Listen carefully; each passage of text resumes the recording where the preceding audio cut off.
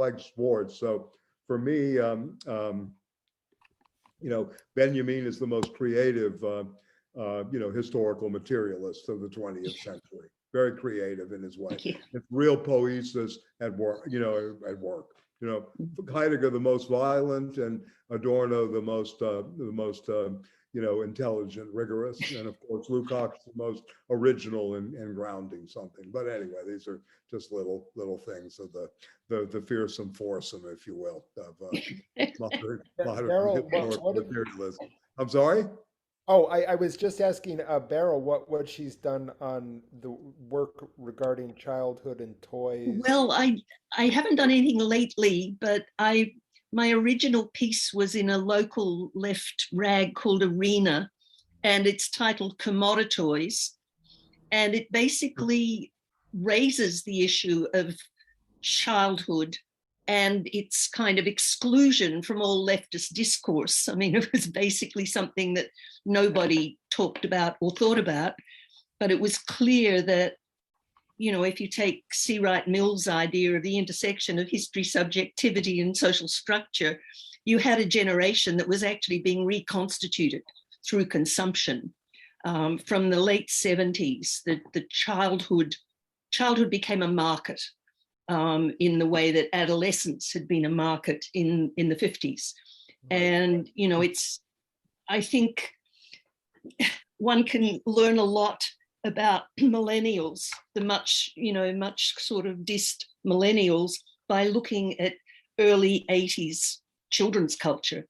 These people were really subjected to a marketing barrage from a very early age, like toddlerhood, that previous generations had not experienced. We're still in toddlerhood, Yeah, well, that's right. Play out every day. It's a great phrase, toddlerhood. Yeah. It's better than. Well, I think they never experienced the great no, Michael. Right, I hear you. Yeah, no, Yeah. I'm very well aware of that. Yeah. Maybe my father all used to learn tell me all he needs is red beans and rice. That's the way he came up through needs in his childhood, which was the great, the Depression. Yeah. 1930. That's all he needed was a meal, right? Yeah. That satisfied him. Yeah. It makes me think. I can send you some things, Carl, if you'd like. No, that'd be great. It's just a couple of essays in various places. Oh yeah, no, I find it very interesting. It makes me think maybe what we should be doing instead of reading Heidegger is learning to code and writing computer games. Indeed. Well, I think he's giving us the background of how that code is. Get our recruits, Yeah. Subversion is letting us know how that code is really written in terms of all background. That's the secondary nature, according to him, or the secondary phenomena, if you will. Yeah. This is one of the most obvious things I have ever heard in my life. That you study the toys of childhood. It just seems so bleeding obvious. It is bleeding obvious. People have missed it. It's just amazing. Yeah. Mm-hmm. I mean, it's just, of course. I mean, of course. Yeah. And the other thing too is how you're told fairy tales, but Jack Zipes has done very good work. Yes. He's exceptional. Yeah. His work is really fantastic. Really, really good. Don't bet on the prince is one of his great books. Don't bet on the prince. Yeah. That was a favorite book of my daughter. Going back to that, someday my prince will come. Yeah. Yeah. And best, right? Yeah, the popular song. So anyway, this is good. Well, we should have fun with Benjamin after this Teutonic overload of Heidegger, but still, I think it's very important what he's doing here, and kind of gives us a sense of some fundamentals where we can work off of. And I particularly like. I just want to say this in terms of the whole fascist and hyphen Nazi stuff. If you read the last part. When he talks about art and aestheticization, that's a swipe against fascism, which is very interesting that he goes back to that, in this way. So again, and I'll just read you the passage because I think this works in any kind of essay on Heidegger and the question of National Socialism. He says at the end that This is on page 35 in one book, in a sense.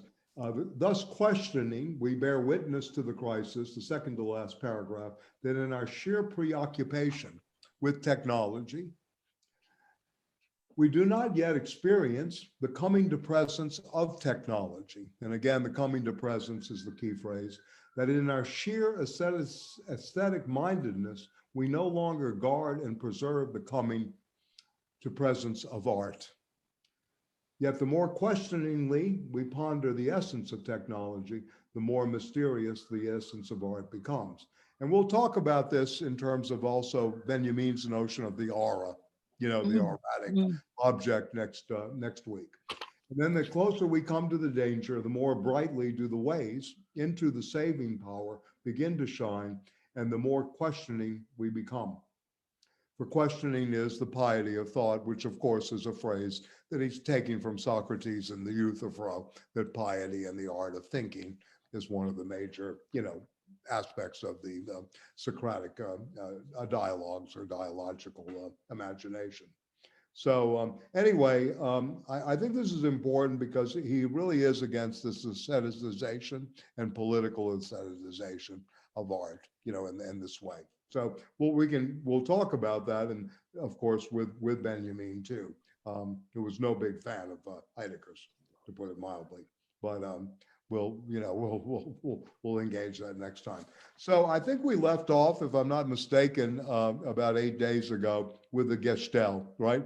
And this crucial word that is really loaded, as you probably noticed in reading it. This is on page 19 again in the Lovett edition, and the section that we're looking at again, page 19. And I'll begin where we left off last time, which is modern. And do you have a copy, Eloy? Do you have a copy of the book, or can Matt or Josh, you guys have access to a PDF or no?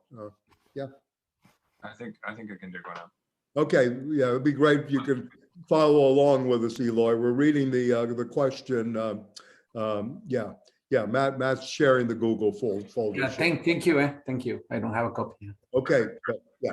So we're reading Heidegger's 1955 delivery of an essay that was published as an essay entitled "The Question Concerning Technology," right? Okay, and this is where we've been for the first 3-4 weeks. We've been working with Heidegger. The Age of the World picture being the first reading, and the second one here, of course, the question concerning technology. But let me go back to this. So modern technology as an ordering, revealing is then no merely human doing. This is the paragraph, page 19. Therefore, we must take that challenging that sets upon man to order the real as standing reserve. And this crucial term, standing reserve and holding sway, seem to play throughout this. Again, a very materialist, approach, I think, linguistically that he does here, in accordance with the way in which it shows itself. That challenging gathers man into ordering. This is interesting. The challenging force that we spoke about last week is gathers us into ordering. And here's this is very political. I mean, as you really get this is the beginning of the polos and the polemos, right? Very much so. But this gathering concentrates man upon ordering the real as standing reserve. That which primordially unfolds the mountains into mountain ranges and courses through them in their folded togetherness is the gathering, in which we call Gebirge, the mountain chain, right? So you're going to play on this prefix of the the bringing together, and the next one, the original gathering from which unfold the ways in which we have feelings of one kind or another, we name Gemut, our disposition. And then finally, and this is where the essay, I think, begins its turning point, we now name that challenging claim, which gathers man thither to order the self-revealing as standing reserve, Gestalt, enframing. We dare to use this word in a sense that has been thoroughly unfamiliar up to now.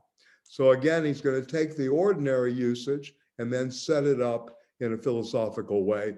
And there's a long footnote on about the multiple meanings of enframing by Lovett, which is, I think, very helpful. Yeah, the N is active meaning, right? And N prefix in German has a very active meaning, the enframing, right? The ensnaring, you're snared actively, right? Not etc. So he's going to go through and he talks about the challenging claim. So this is a very good footnote that I advise we you look at, okay? According to ordinary usage, and this is Heidegger, I think, at his etymological best and what he does with the language again. The word Gestell, frame, means some kind of apparatus. For example, a book rack. Gestell is also the name for a skeleton, and the employment of the word Gestell and framing that is now required of us seems equally eerie, not to speak of the arbitrariness with which words of a mature language are thus misused. Yeah, again. Can anything be more strange, right? Surely not. Yet strangeness is an old usage of thinking.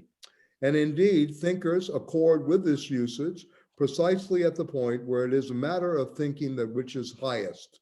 We, late born, are no longer in a position. I know.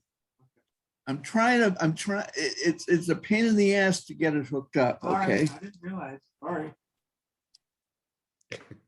Okay, well, that's a nice phrase to use for, sometimes. Yeah. More Freudian. That's sort of perfect on technology, honestly. Yeah, there you go. Yeah, the uses and abuses of, right? Right. Okay. So anyway, yeah. And indeed, thinkers would use probably the point matter of thinking that which is highest. We late born, right? Not stillborn, we're late born, right? Are no longer in a position to appreciate the significance of Plato's daring to use the word eidos, right? And this is used in many ways as form, as idea, right? Aspect. All of these things are used in eidos today, for which in everything and in each particular thing endures as present. For eidos in the common speech meant the outward aspect, right? The Ansicht, that a visible thing offers to the physical eye. Plato exacts of this word, however, something utterly extraordinary, that it name what precisely is not and never will be perceivable with human eyes or physical eyes, okay? And this is very much in, I'm not going to do this on the blackboard, but sometimes I like the diagrams of, the theory of the forms, crossing the divided line into the world of mathematics, into the world of objectivity, if you will, in Platonic thinking. How this happens, no longer are you in the world of the senses or the body, or in the world of, physicality anymore. You're in the world of abstraction, pure and simple, right? This is the level that we go to. So, but even this is by no means the full extent of what is extraordinary here, number one, right? For idea names not only the non-sensuous aspect of what is physically visible, aspect idea names and is also that which constitutes the essence in the audible, the tasteable, the tactile, in everything that is any way accessible.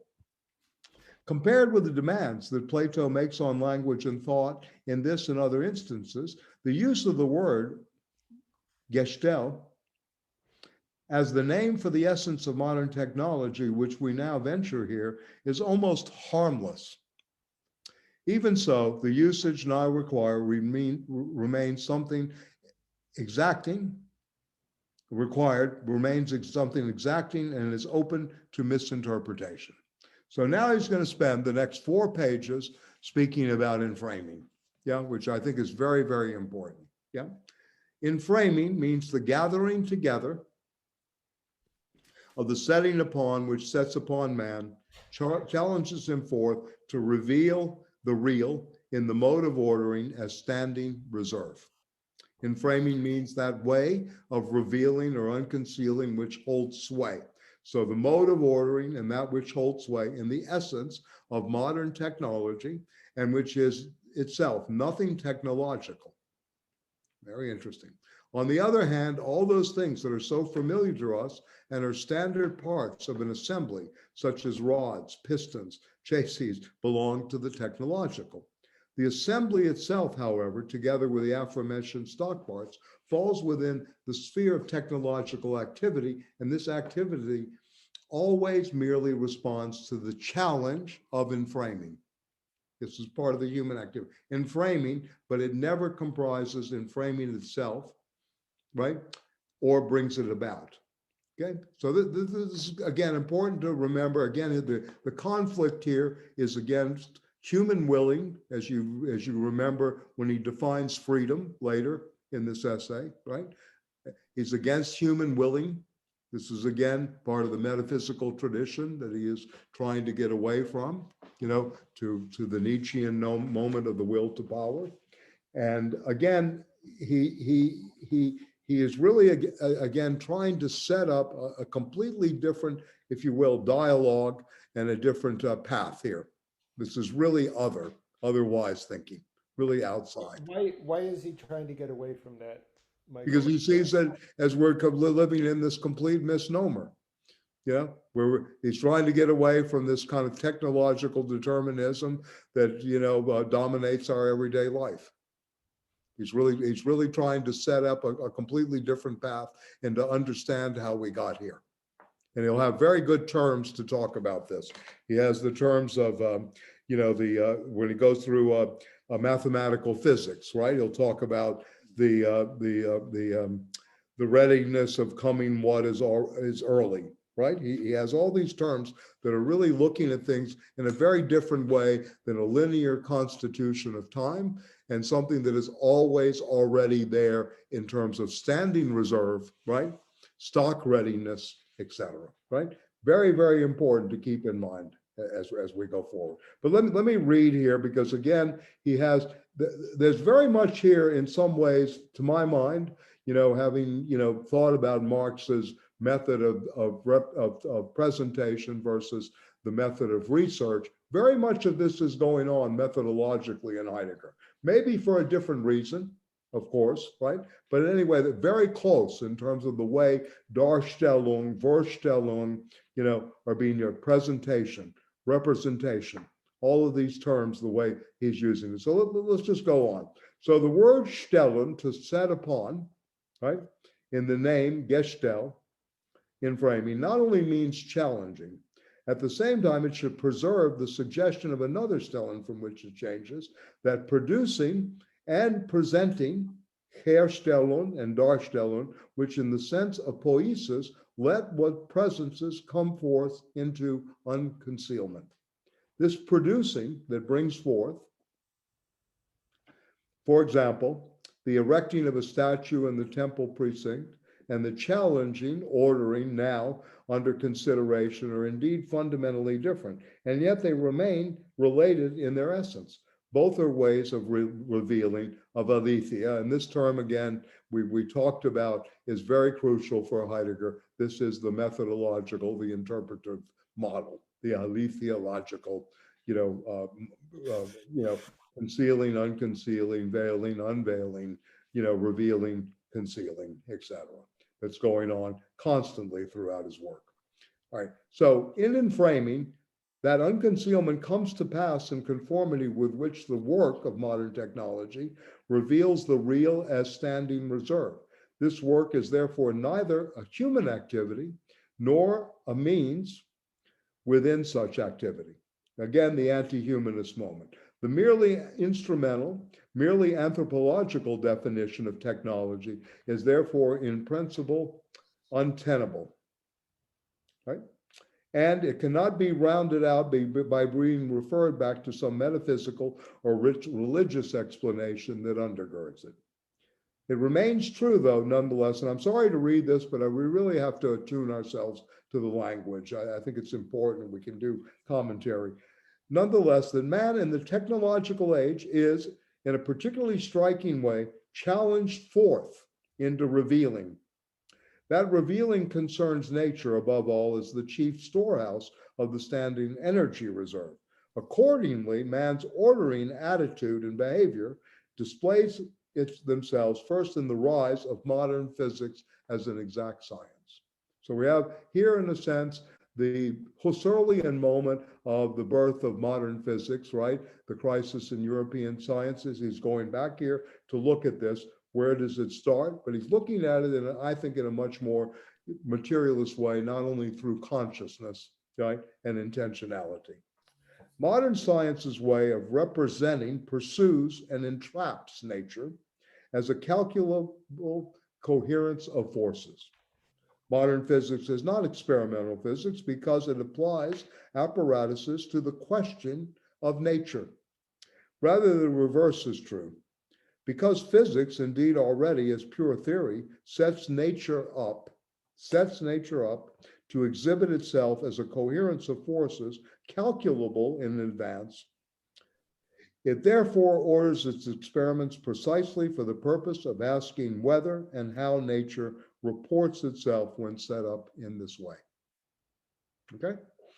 So here in this, I think in this paragraph on the word Stellung and the meaning of enframing early on, begins to show you Heidegger's attempt to look at the domination of nature and how this occurs historically.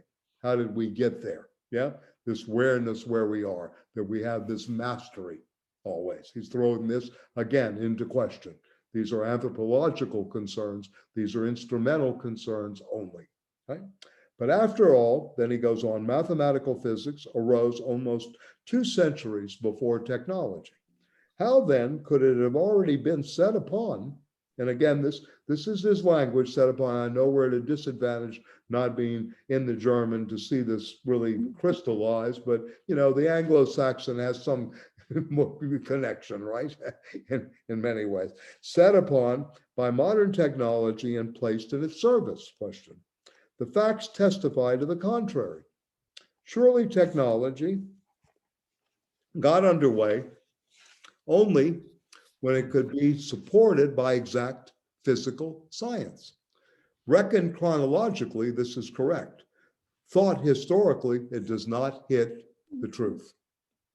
Very interesting, right? What he's doing with time here.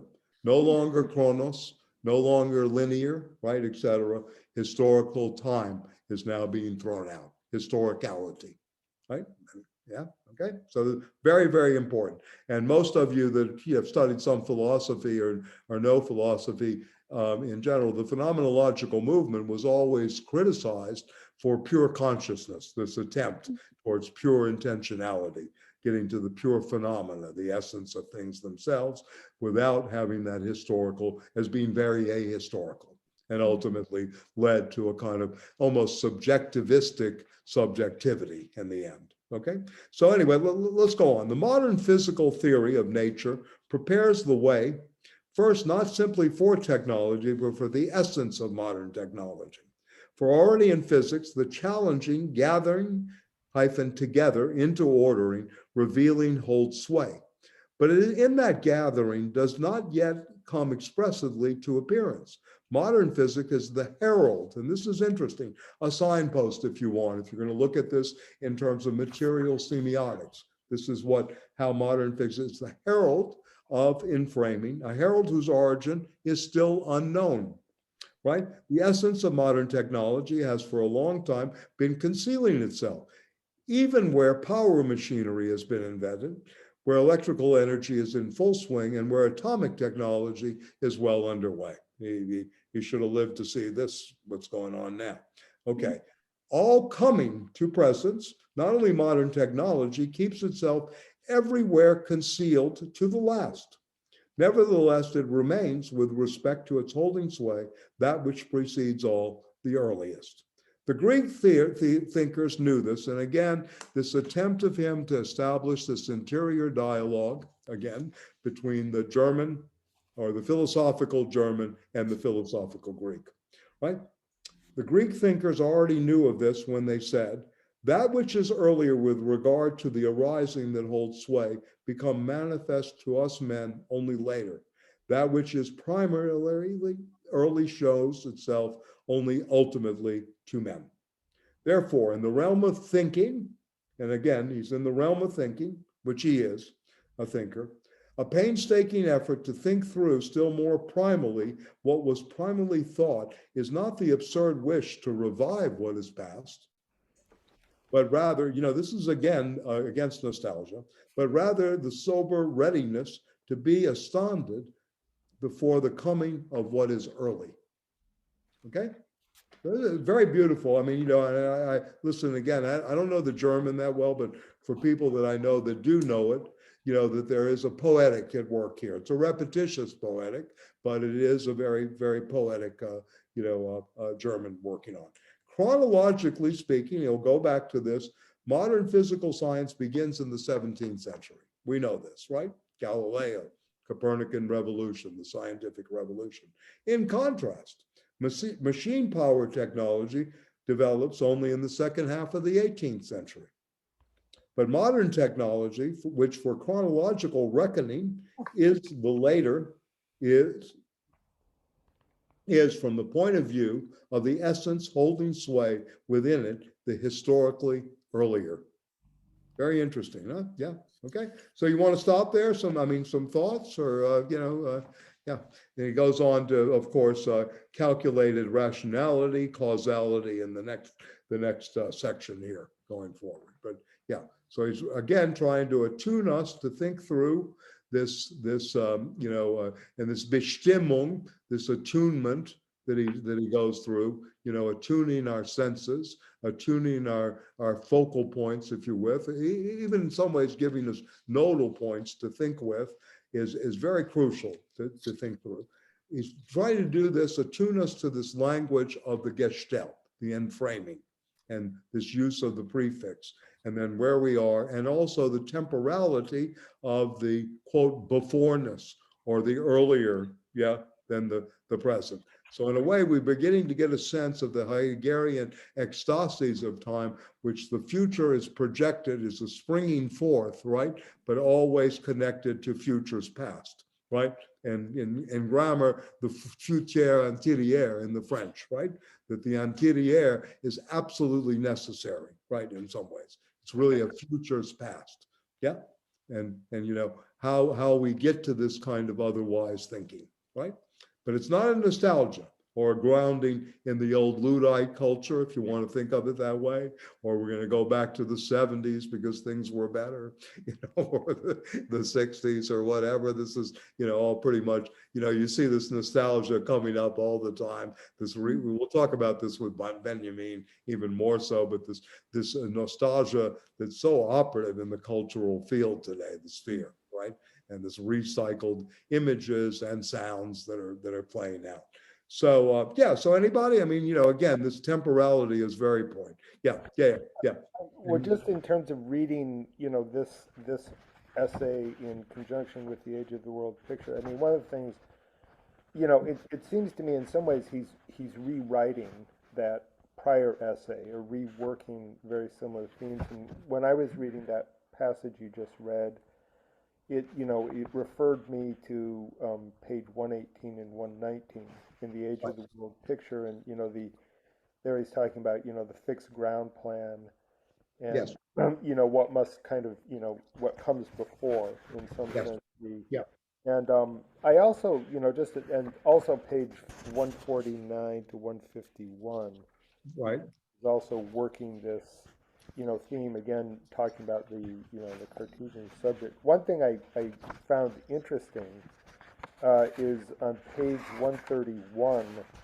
He talks, there's sort of this sentence where he's first talking about the Greeks and sort of how the Greeks did not represent but apprehended the world. Right. And then he's arguing that Plato, in the fight against the sophists, there's the sentence, this is on page 131.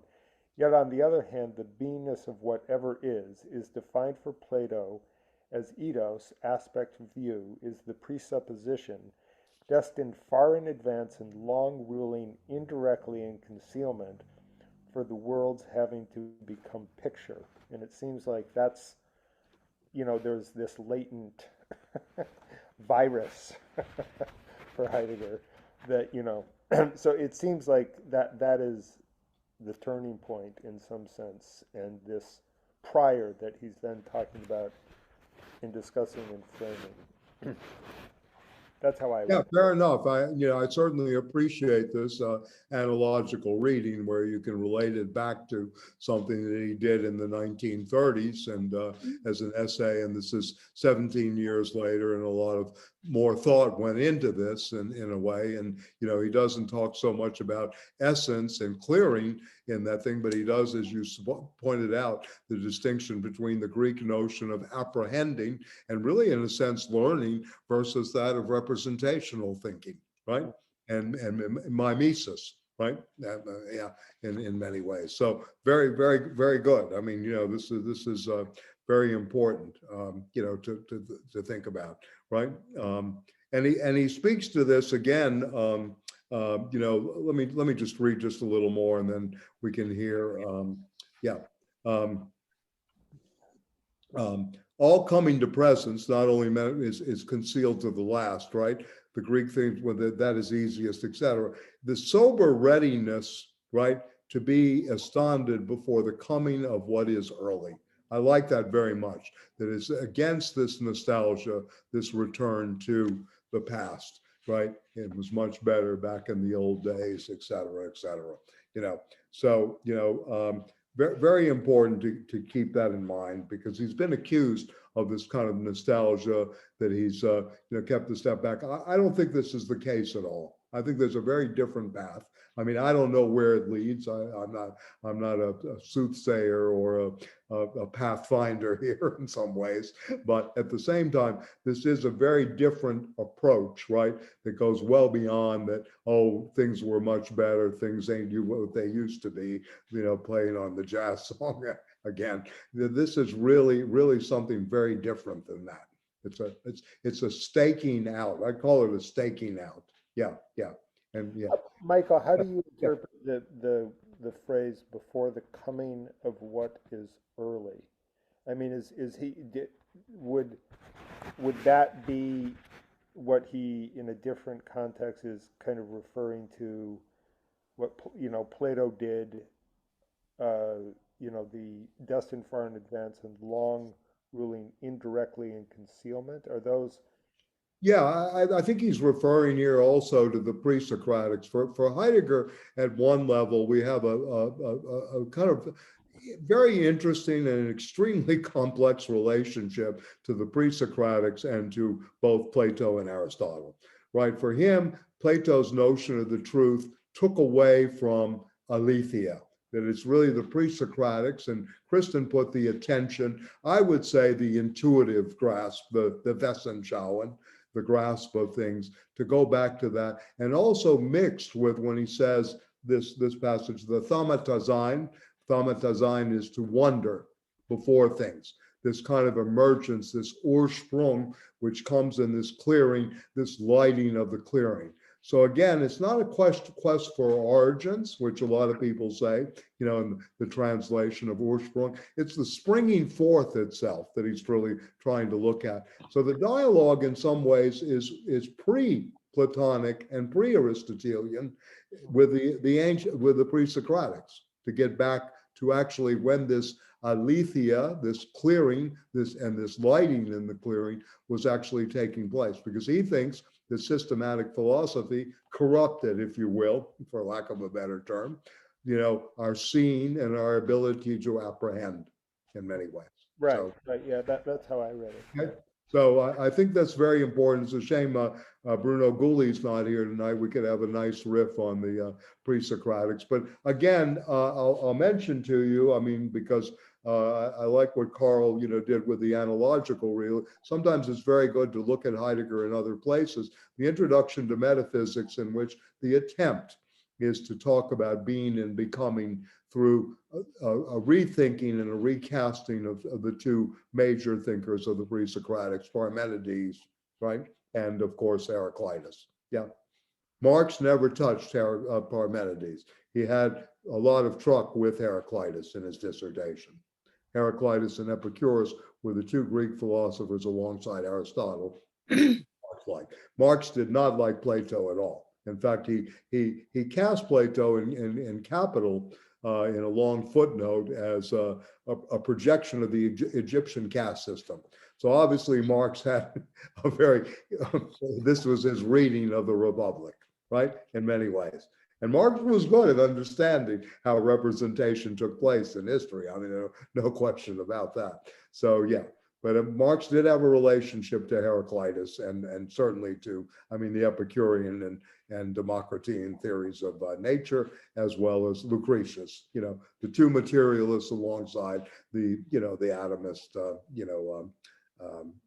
Democritus. So a very good starting point. Most philosophy departments, and Patrick can correct me if I'm wrong, they never really read the Greek materialists. You don't really get a version of Epicurus, Democritus, Lupidicus, none of these people, or really for that matter, Empedocles in the pre-Socratics. It's always Parmenides, Heraclitus, Thales, Anaximander, etc. So anyway, this is kind of strange that this happened. That whole tradition has been suppressed and left out. And of course, as we all know, Christianity is Platonism for the people, right? In some ways, we had this phrase that was coined many times, by everybody from Gramsci all the way to Nietzsche in different ways. They both said that, yeah, in different ways.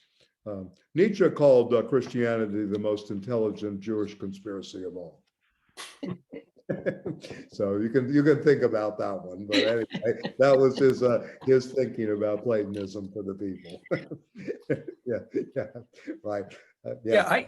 I want to raise. I mean, sure. this relationship between science and technology. Yeah. Which gets replicated later on in the Frankfurt School. Right. In terms of decoupling the two and understanding the relationship. Yes. Here he's arguing for a kind of retrospective reinterpretation of the relationship, means to the extent that science heralds the coming of enframement. The past, in a way, is, as he says, is the essence, and it essentially realizes itself in the present, in the enframement of modern technology.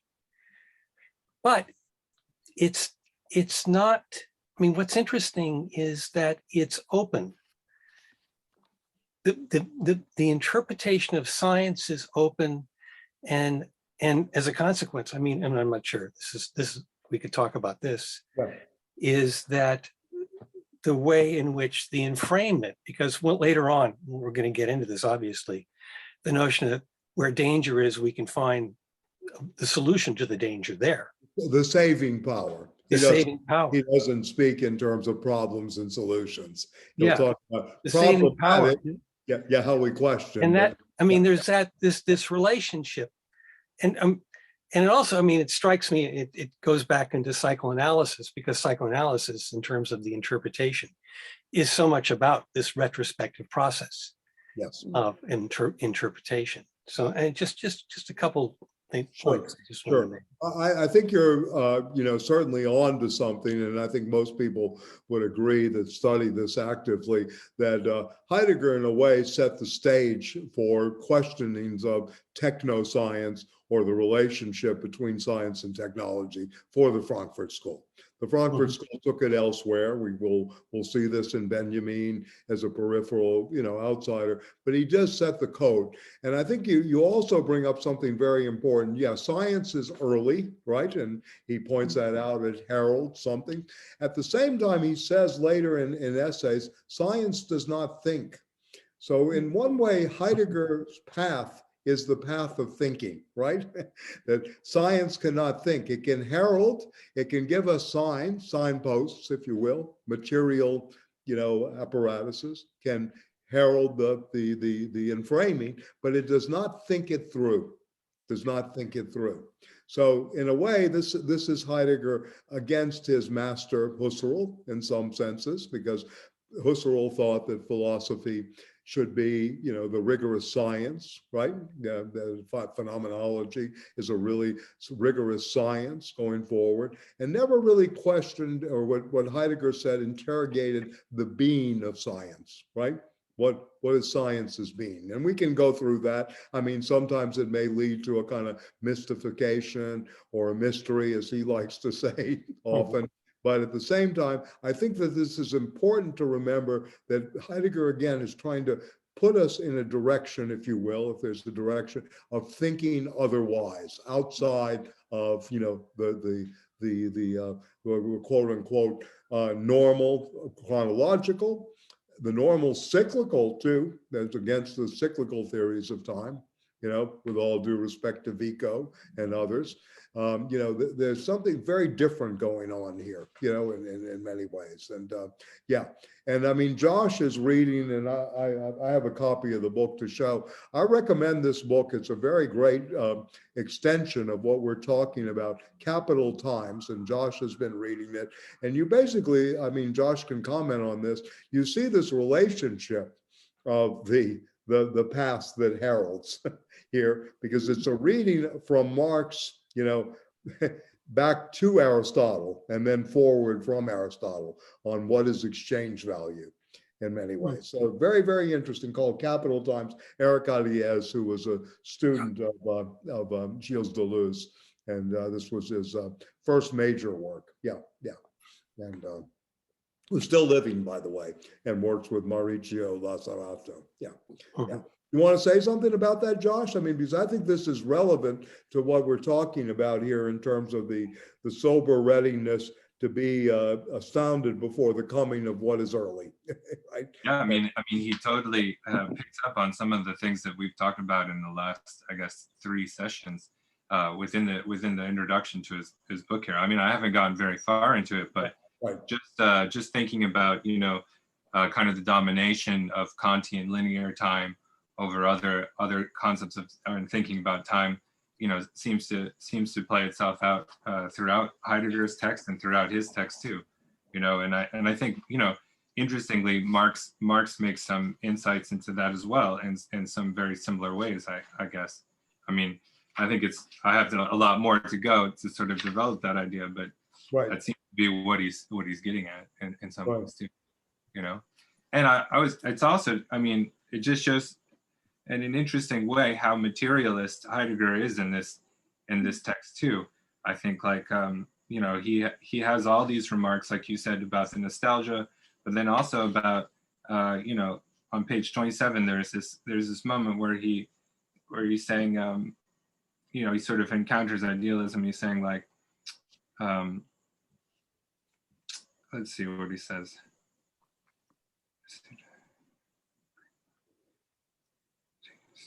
Oh, well, in any case, I can't find exactly the spot, but it's on page 27 somewhere, where he sort of goes against all of this, and some of the confusion, I think, that we had earlier on, and some of the other sessions about Heidegger and kind of idealism too, and being an idealist. So I don't know. There are these sections. This is good. Let me just go to 26, because I think you're on to something real quickly to kind of engage this. Yet when destiny reigns in the mode of enframing, it is the supreme danger. This is very important, right? Again, this is the bottom of 26. This danger attests itself to us in 2 ways. And here's the danger, right? As soon as what is unconcealed no longer concerns man, even as object, but does so rather exclusively as standing reserve. This is quite a interesting insight. And man, in the midst of objectlessness, is nothing but the orderer of the standing reserve. Then he comes to the very brink of a precipitous fall. That is, he comes to the point where he himself will have to be taken himself as standing reserve. So instead of having standing army in Marx, right, we have the standing reserve here. And Josh is right. This is extremely materialistic, right? I mean, in so many ways, right? Meanwhile, man, precisely as the one so threatened, exalts himself oh, you can't do that to me, etc. Or, I'm standing, it doesn't understand as to the posture of the Lord of the earth, right? Here we are, right? We got these idiots like Brandon and Bezos, going up in space, right, etc. Yeah, all this thing that we're going to go to get mining, we'll go to Mars to get new minerals that we need. South Africa and the Congo aren't enough, of course. We're running out of extractive possibilities on Earth, right? So think about this. Anyway, so to the posture of the Lord, in this way, the impression comes to prevail that everything man encounters exists only so far as it is of his construct. And again, this is a great argument against humanism. I mean, to me, this is really what the whole thing about humanism is about, right? And when we go through terms in sociology, like social constructivism, all this stuff, racialized capitalism, all of these phrases to Heidegger are really secondary, tertiary remarks in a certain way. I'm not trying to put them down. Please don't hear me this way, but in a sense, to him, this is all part of, quote, a humanistic, right, construct, right, in so many ways, right? So this illusion gives rise in turn to one final delusion. It seems as though man everywhere and always encounters only himself, right, in a way, right? Heisenberg has with complete correctness pointed out that the real must present itself to contemporary man in this way. In truth, however, precisely nowhere does man today have any longer encounter himself, that is, his essence. Man stands so decisively in attendance, right, going back to what Kristen wrote, the attention on the challenging forth of enframing that he does not apprehend. And we go back to what Carl brought up, the Greeks apprehend enframing as a claim, right? That he fails to see himself as the one spoken to, and hence also fails in every way to hear in what respect he exists out of himself, right? Means to, existence means to be outstanding, standing out. That's what existence means in the Latinates, and, means to stand out. From out of his essence, in the realm of an exhortation or address, and then can never encounter only himself. Thus So can Michael, encounter himself. Yeah. or just to every, like the, Sure. I'm interested in why everyone is so convinced Heidegger is a materialist. I'm not, actually, because it seems that the overarching account that's being given is that thinking was what got us into this dilemma, and thinking is potentially the way out. I think that representational thinking got us into this. Well, and destiny of Western metaphysics, and he wants to get out of that kind of thinking. So in a certain way, he is critiquing idealism here. That the idea, the eidos from Plato to Nietzsche is somewhat, a full idealization, and that the sending is really towards a kind of nihilism, where, and if you don't think there's nihilism not going on right now, you think about how the world's going, how every day is this challenging forth with this pandemic. Think about this in terms of our contemporary situation and how this language is so, in my opinion, very orientatable. I don't like the word applied, but anyway, yeah. Well, I just, like, to me, like some other thinkers, we've talked about, like, Freud is a materialist. I would consider Freud a materialist. I would consider Marx a materialist, and right. And Marx, is a historical materialist. He has a very different understanding of the relationship of thought to the concrete reality we inhabit and create. Right. And it seems like Heidegger is in some sense reinverting the that pole in some sense, because what really becomes, important in his, I mean, I don't know him well enough, and the totality of his work. So this is much of a question, as Yeah. but from what I've read, and particularly if you then go to where he, I think, is at about 5 years after this essay in Time and Being, in my opinion, is mysticism. I mean, I'm not saying that necessarily as a criticism, but it's a mystical text in some ways. I mean, you're getting into the it gives, and it's this very, you know, it's not grounded in any kind of materiality. You don't think the gift and the given is grounded in materiality? Not really. I mean, I guess I see, you know, he's talking about You don't think objects. the giving, you know, Derrida wrote a book, The Gift of Death, on the materiality of death, right?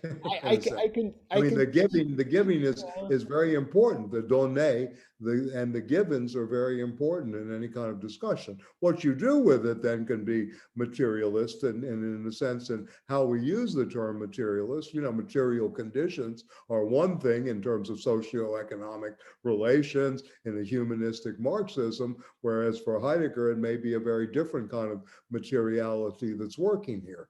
You know, yeah. I mean, I'm using the term in a very broad way, in a certain way. I'm not using it only within the context of what, you know, the notion of materialism that comes up in the Second International, or really even in the struggle among the young Hegelians. I'm using it in a more, I guess, more general and more, you know, again, to relate it back to poesis, which is something to me. I can see like the difference, you know, how when I was reading Heidegger, I mean, he's definitely not Husserl in the sense that he's trying to get outside of just, you know, the pure phenomenon, the pure consciousness. So that's true. You know, I agree with that, and that in the sense that, you know, his philosophy is about an encounter with the world that is, you know, outside of us, and, you know, absolutely in that way. If that's what you are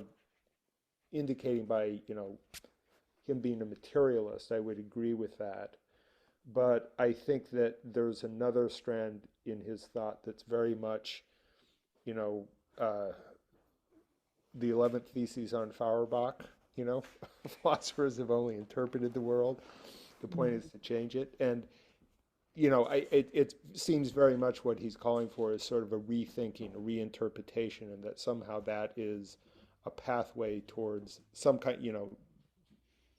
Well, I think it was pointed out in the first session, and Patrick brought this up. We talked about hermeneutics, right, as the interpretive moment here, right?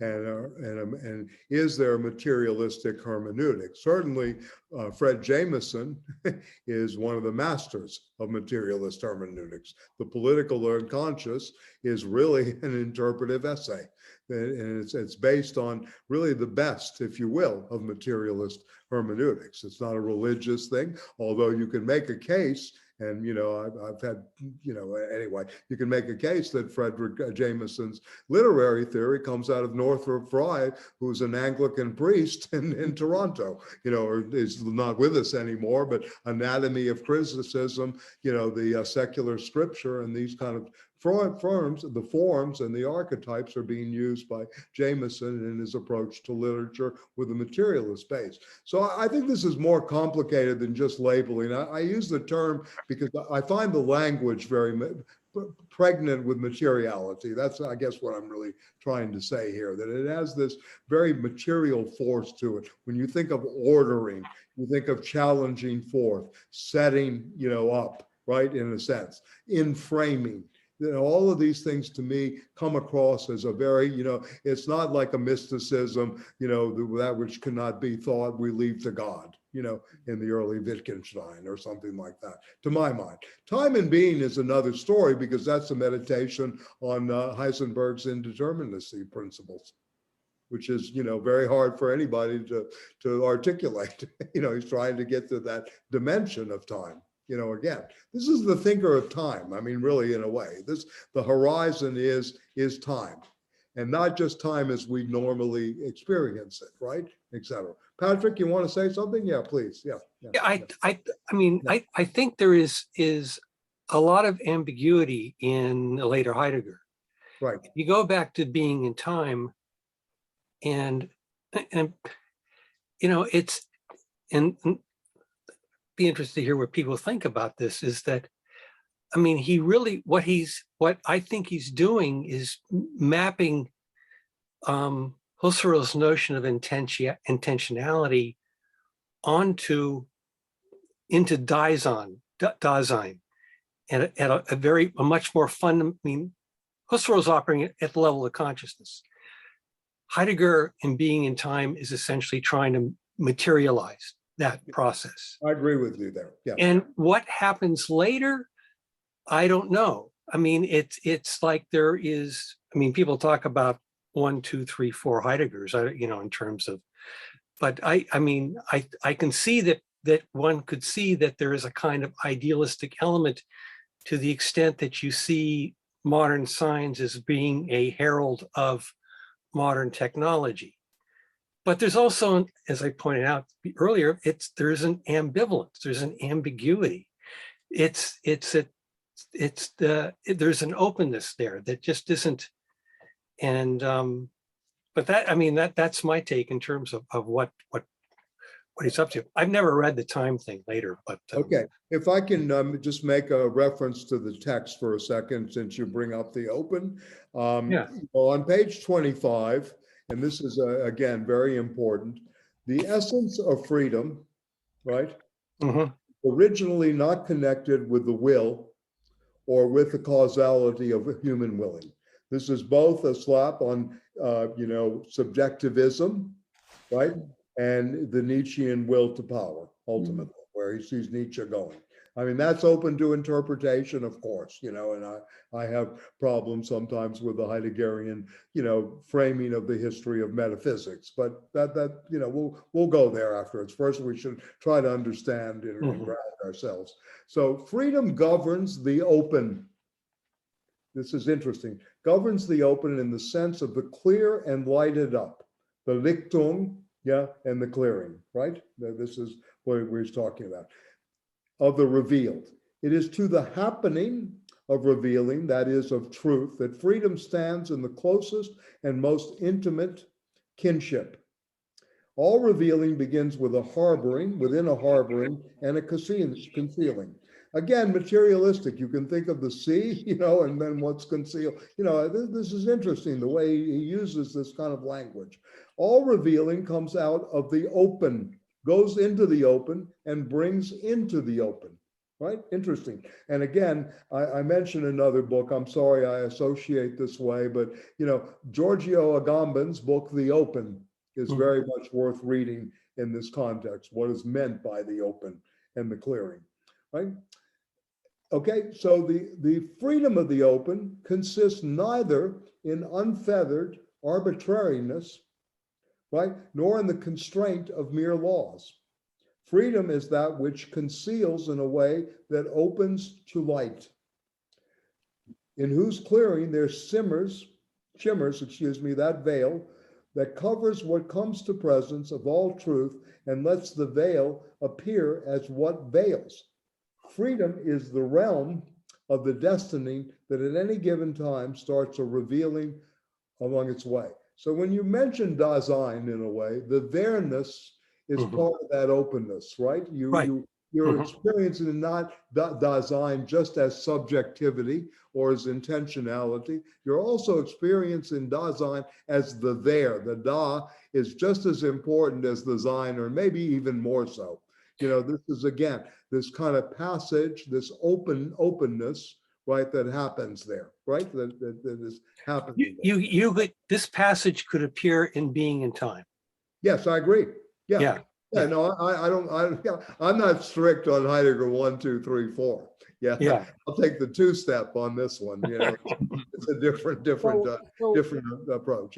Yeah. Kristen. Yeah. How do people interpret what? Or let Kristen speak for a second. Oh, go ahead. This part really struck me because I hadn't remembered when I went back to the essay how it sort of ends with the stuff about art. And I thought this was maybe an interesting way to think about art as a different kind of practice of attention and openness, and even like concealing and revealing, like as a creative practice. I don't know if that's a sort of, it just sort of struck me as I was reading that. Man becomes truly free only insofar as he belongs to the realm of destining, and so becomes one who listens and hears, and not one who's simply constrained to obey. So there's this idea of like Dasein thinking in Heidegger as, it's not entirely passive, but it is an almost kind of, it's mystical, but not a mysticism like a unity of the spirit. It's a unity of the, whatever that word is about a blossom coming forth out of itself, like what, I don't know, what else is it except for art? That's the practice of apprehending that. It just seems like there's maybe an analog to his idea of thinking with a certain kind of creative practice that could be seen as mystical, but a unity of the material, not of the spiritual. Right. It's the openness that really thing. I mean, look, you could rewrite being in time as opening and closing, right? I mean, this would be a very, very fruitful effort just to really rewrite, in a sense, the opening of being, the there-ness, right? And closing time, right? In many ways. This could be very, very important. And, you look at modern fiction, what does Joyce do in Finnegan's Wakes? It's closing time, right? Mm-hmm. Really think about this in terms of some of the great experiments in literature, in poetry, right? Right? Why does Adorno, which he, takes back in some ways, if you read Education After Auschwitz or whatever, when he says no poetry after Auschwitz, right? Closing time, at that moment. So there are many, I mean, again, I want us to think well beyond just, quote, the formal aspect of the text, right? I mean, there's so much here that you can be used in so many ways. And what I think Kristen's pointing to is this notion of poesis, which is a very different approach to just, and I wrote this in, I was thinking about the poetry from the future, right? Which I like that phrase, that is used in the 18th Brumaire of Marx, right? That we're all working towards the poesis, from the future, if you want to look at it that way. I don't know exactly, I mean, you can think about this. Who was the poetry from the future? Was it the symbolists? Was it the Russian futurists, right? Who really is? And in art, what heralds this? And this is something we can get from Benjamin too, as other kind of signposts and pointers.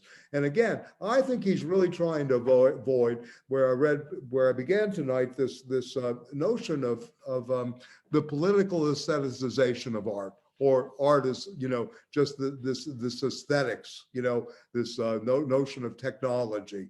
Again, as oh, you're in design. Design to Heidegger is child's play. Right? I mean, really, vis-a-vis techne and poesis, right? It exists, platforms exist, all of this stuff, but this is all part of what he would think, again, as part of the enframing, and it's our task to think beyond that, in so many ways. So this is really, I think, where he's going here, because it's a destining of revealing. Yeah, Kristen, please, and then I'll go to Carl. What he's saying then is that it's technology itself that leads us to sort of see that and go beyond that, right? Because our will to mastery of this kind of challenging forth and framing of the standing reserve of the world, sort of seeing the world as like a coal mine to be exploded and get the stuff out and burn it as efficiently as possible. That it can't help but our will to mastery of it shows us in a way that we're as subject to it as the mountain, right? Like that we're part of that too, and that's how we come to understand the essence of technology and sort of move beyond it. Is that sort of fair? We're part of that long chain, if you will, of subjected being. Yeah. We really are that long chain of subjected being.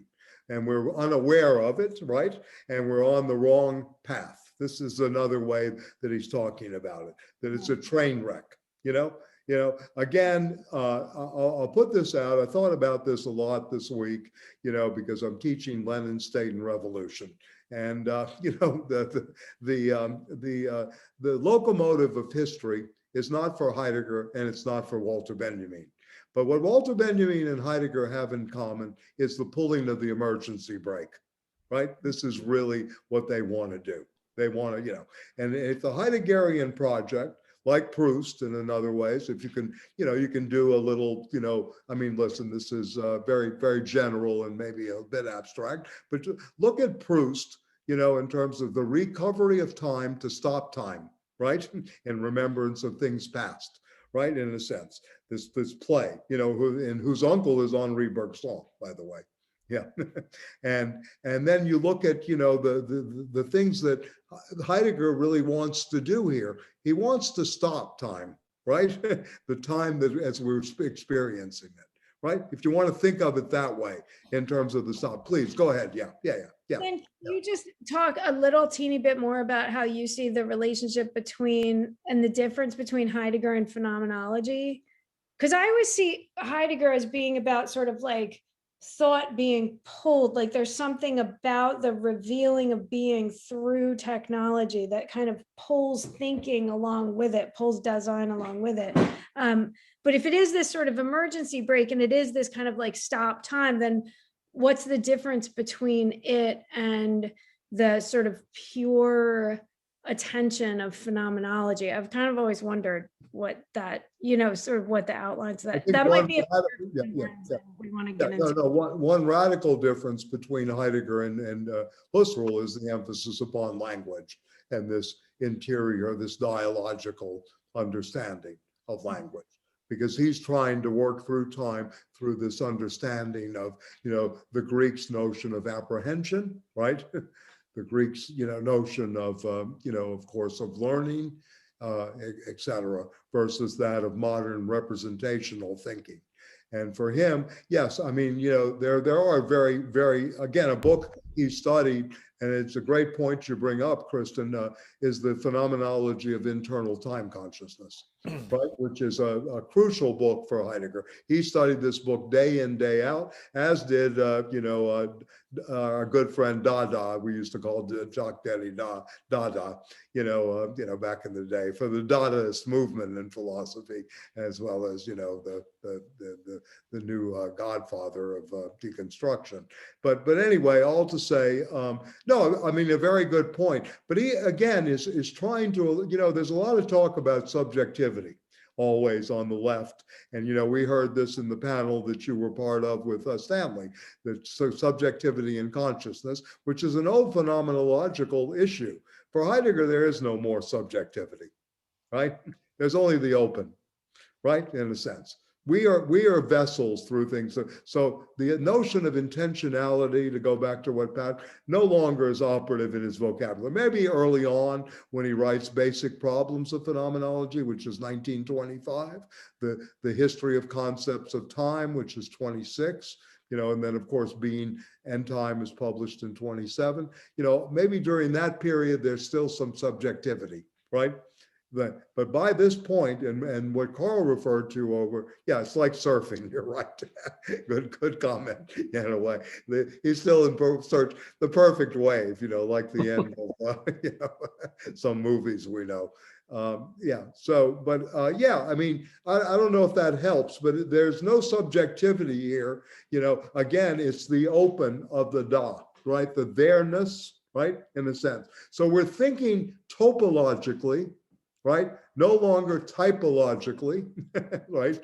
As Nietzsche does in the aesthetic type, the artistic type, the Deleuzian reading of Nietzsche with types, through the genealogy of morals, or what happens in ideal types in Weber, et cetera. We're thinking topologically, place, no longer space and time. We're thinking place and time.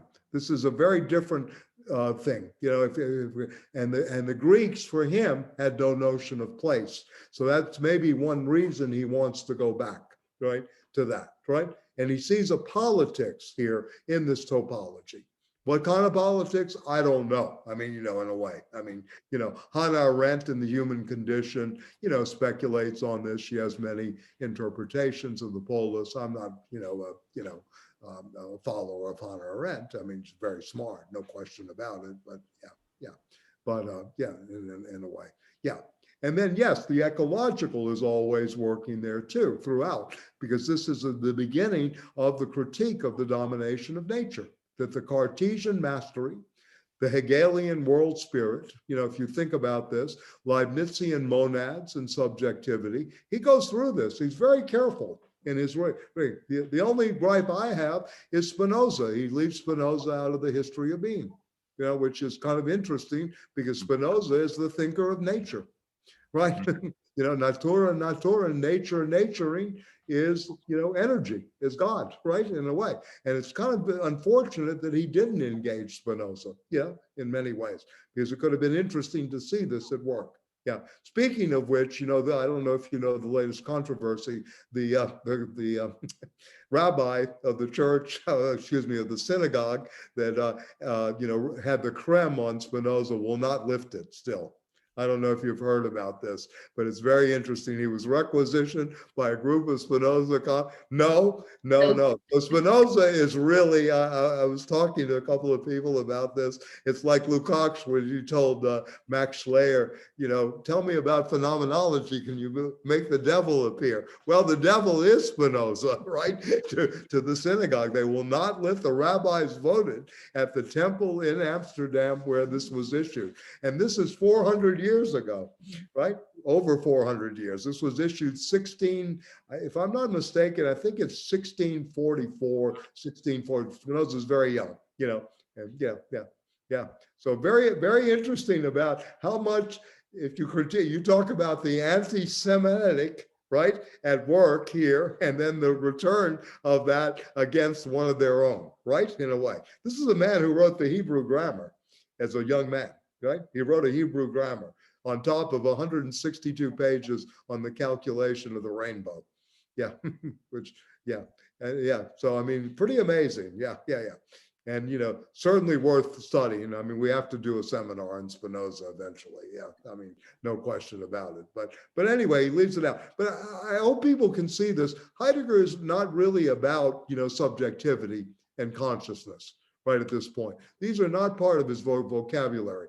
He wants to talk about the consciousness of science. That is, again, a long polemic, a long-term polemic, if you will, friendly, and I think very open-ended. I don't think it's nasty or it's vendetta-oriented, but with Husserl, that we need to interrogate the being of the consciousness of science, because science does not think.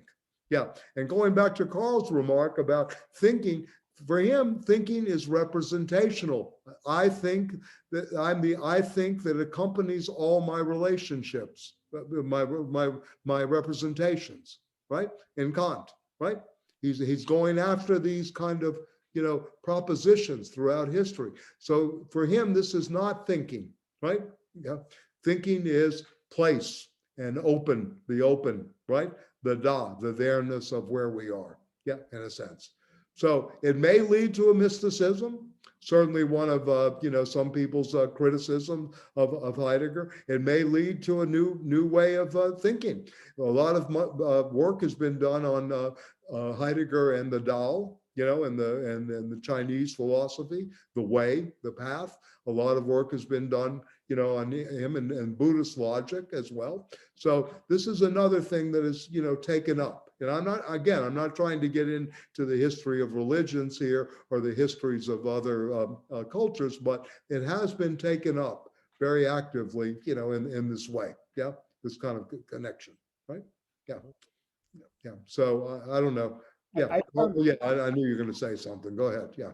No, I thought I liked what Kristen said a lot about, in terms of getting at what he's. I mean, it seems like we could talk about this one paragraph for a very, very long time. I mean, because it seems to me there's so many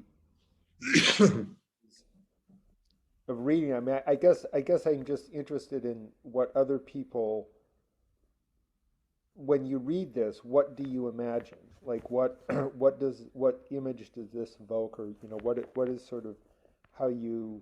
Well, I mean, we're enframed in everyday life. I mean, we're thrown, according to Heidegger, to go back to language, the Gewohrtheit of being in time. We're thrown into everydayness and ensnarement because we're enframed. You know, we're really in frame. We're part of this shell. Yeah. Yeah. The happening of revealing, that it is to the happening of revealing of truth that freedom stands in the closest and most intimate kinship. And the, you know, I get like this, you know, I like where Chris. Well, freedom is not about the will for Heidegger. Right. It's Freedom is this open, right? The governing of the open. Yeah. Right. Yeah. The opening, and that, you know, there's sort of like, and then, you know, it kind of makes me think about, well, you could also think of mathematics in that same way, is that there's something that's revealed in mathematics. Mathematics has that same quality of, you know, a kind of a revelation of a world. And so, you know, it seems like that's in some sense what he's getting at, but then there also seems like something, but those are like, you know, things that happen through a human being, right? And I guess we could say, like, when somebody has a mathematical insight, right, where does that emerge from? Does it come from that person, or is it something else that is kind of at that moment showing itself forth, right? But it also seems to me he's also talking about, again, a kind of materiality, a kind of, you know, that it's the flower blooming that is not either an object of mathematical cognition or an object of artistic representation, but is just the thing in itself that kind of gives itself forth to us.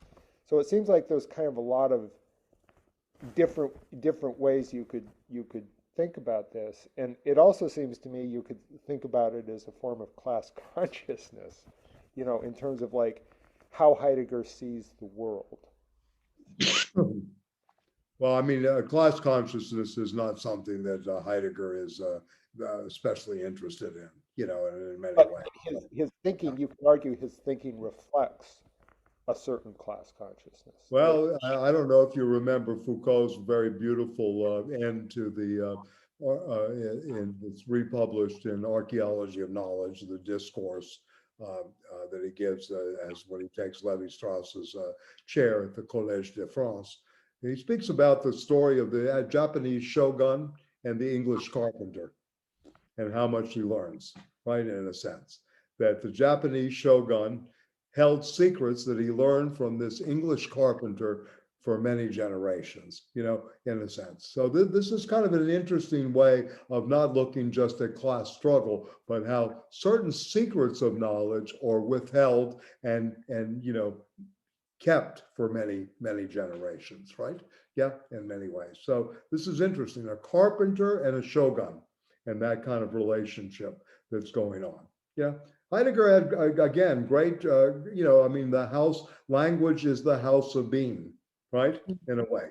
Lacan, you know, the unconscious is structured like a language. These were things that are very important here in many ways. Again, it's this attunement to the language. And again, like I say, listen, I have a very long history studying Marx and all of this. But if we start superimposing onto the text, you miss what's going on with Heidegger in some ways. You have to be careful. You can go back and reflect upon it and say, okay, he's responding in Being in Time in the sections on the ready at hand and the present in hand to Georgi Lukács's notion of reification, right? And reification of the things itself, and which is a Kantian notion, which is a, you know, a very good argument and a very important element. The History and Class Consciousness is published in 1923 and Being in Time not until 1927. Right, there are many levels to all this, but at the same time, to think through where he's trying to go, I think is a faithfulness, if you will, to the contamination of the text. Nobody says we read this purely. We can look at how it's contaminated, but at the same time, what I think you do yourself a disservice with the reading of philosophy is by superimposing and bringing these kind of, you know, thoughts to the text, you know, instead of really just working with what's happening. He's obviously very taken by Heisenberg and indeterminacy, not as much with Einstein. This is interesting. Yeah, he's much more in terms of indeterminacy than than specific and general theories of relativity, etc. So anyway, I would like to kind of stay with this in a sense too. So we're losing our two of the three, four women that are here tonight. So Kristen and Beryl, are going. So anyway, but yeah, we can continue with this, these questions here. But again, I want us to think. Listen, I'm not saying that we have to become Heideggerian. Please don't hear me this way. But there is something very crucial here about topology, place, and openness that is very, very important to our ways of thinking today. It gets us out of the old spatio-temporal complexes of representational thinking and a kind of mimetic fallacy that we subject ourselves to. I think this is one of his stakes that's going on. Very, very crucial to remember this and how representational thinking has come to be, right? In many ways. I mean, many people criticize the deconstructionists, even though, Derrida in Positions, which I think is a crucial text of interviews with Jacques Derrida, especially with the Communist Party representatives, two extremely smart people interviewing him at the end of Positions, talks about materiality and language and how, you need to have intertexts to read. Right? You cannot, only just say it's this one path or it's this way or whatever. So I'd like us to keep that open here. Yeah. So, yeah. So I don't know what you mean by, tell me what you mean by class consciousness. I don't think Heidegger has a class consciousness here, right? Yeah. I don't want to necessarily jump ahead. I mean, Heidegger's, he's very interesting to read. And, the use of language is very interesting and rich. I mean, there's no question about that. It's not, but I guess that to me, and again, there's a lot of his stuff that I don't know. So I say this in a very qualified way, but as I was reading this, I was thinking, like, what's not present? That's almost like, what is Heidegger not bringing forth? And there is this he seems to be evoking this pre-Socratic Greek way of understanding the world as having something to offer us. But the way it made me think about like Hegel and Marx and the way in which the object, which for Heidegger is just sort of this thing that seems to just appear or be taken as given. The object is actually a social relationship. The object, I objectify myself through the object to another, right? So it's both coming into being for myself, but that only happens in the object as, an expression of my labor, whatever, being recognized by another. And it just struck me like, and again, I know this isn't Heidegger's project, but where is the slave?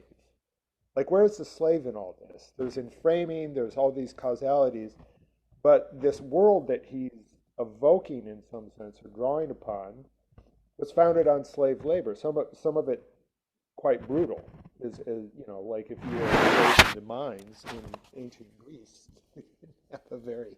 Well, I mean, you can make the argument what civilization wasn't founded on slavery. Right, exactly. So I mean, really, I mean, this is a given, right? I mean, in a sense, yeah, right? so, It's not, not in news, right? In a sense, right? Yeah. Right.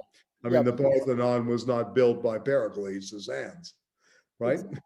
Right. So it's not like I mean, you could say this about, all thought in some sense is that, it represents the perspective of an elite that has the time to think, right? I mean, this is, so I'm not, but it just struck me as there is a way in which you could, when I was thinking of Hegel and the struggle for recognition, it's like, where is the other being in Heidegger? Where is, that great passage of the master and slave in Hegel, in the Phenomenology, where, it's about the struggle for recognition, that's fundamentally what is at stake, and that there is something that I feel is not being recognized in Heidegger, which is, again, the object coming from the object is an intersubjective relationship.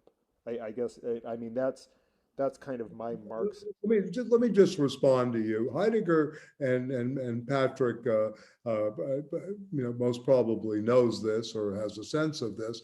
Heidegger never fleshed out the Mitsein, the being with. Sein und Zeit is really about Sein and being in the world. It is not about being with others, especially, right? Okay, so in a way, there was never really an ethics. Right? Some people that are very imaginative read Being and Time as Heidegger's ethics, that it's the Greek world playing out in this kind of, world without the Mitsein, or you can flesh it out in terms of that ancient polos in some ways. I'm not in agreement with that, but anyway, some people read it as an ethical tract, that is really about this Greek polis, going back to it. So, but anyway, so he doesn't really go with that. But then going to the question of class, someone like Aronowitz, for example, and we had many discussions about that, when he writes a book like How Class Works, especially the second chapter, which is about spatio-temporal movements in class, and class is no longer just struggle between master and slave, right? But it includes Black freedom movements, disability movements, feminist movements, and all this. It's no longer just grounded per se, right, in a labor ontology. That opens up something new in terms of class. It's no longer just the struggle between haves and have-nots, because a class of women as feminists can emerge, right? It's a new thinking, if you will, of what class is, how class operates, in a sense, as movement. Right? Not as just, structure, right? Right? Yeah. It's much more relational. Yeah. So, I mean, I think, again, I don't want to, go there too much. I mean, I'm well aware of the history of class struggle, et cetera. I've been recently turned on to a new historian, John Thornton, who is at Boston College. Do you know him, Patrick? He's at Boston College. He wrote a very good book on the cultural history of slavery, and he criticizes the 1619 Project with great scholarly verve. It's a very important contribution. This guy knows his stuff, and he goes back to the 14th century, well before the transatlantic slave, moment. What's his name? Thornton, Thorton, and he publishes with Cambridge Press. Yeah, and he's at Boston U. Yeah, I think. Yeah. So anyway, this is another thinking here than just racialized capitalism, right? That this was going on well before capitalism, right? Just to clarify, when I say class, I mean, I think the more broad category I'm trying to get at is kind of really intersubjectivity, and how, objects are not just things that appear and reveal themselves to us, but they're it's a Marxist understanding that objects, and a Hegelian understanding that they're social relations, that's how they need to be understood first and foremost, which is where I see, then you bring in just that, social relations, history, which I see as a pathway to a more materialist approach.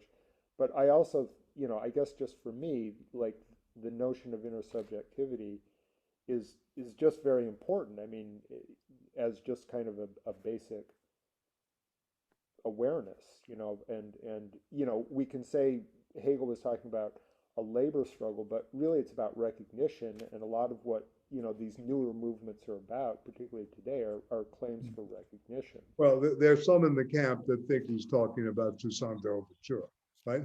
He's talking about the Black Jacobin himself. Yeah.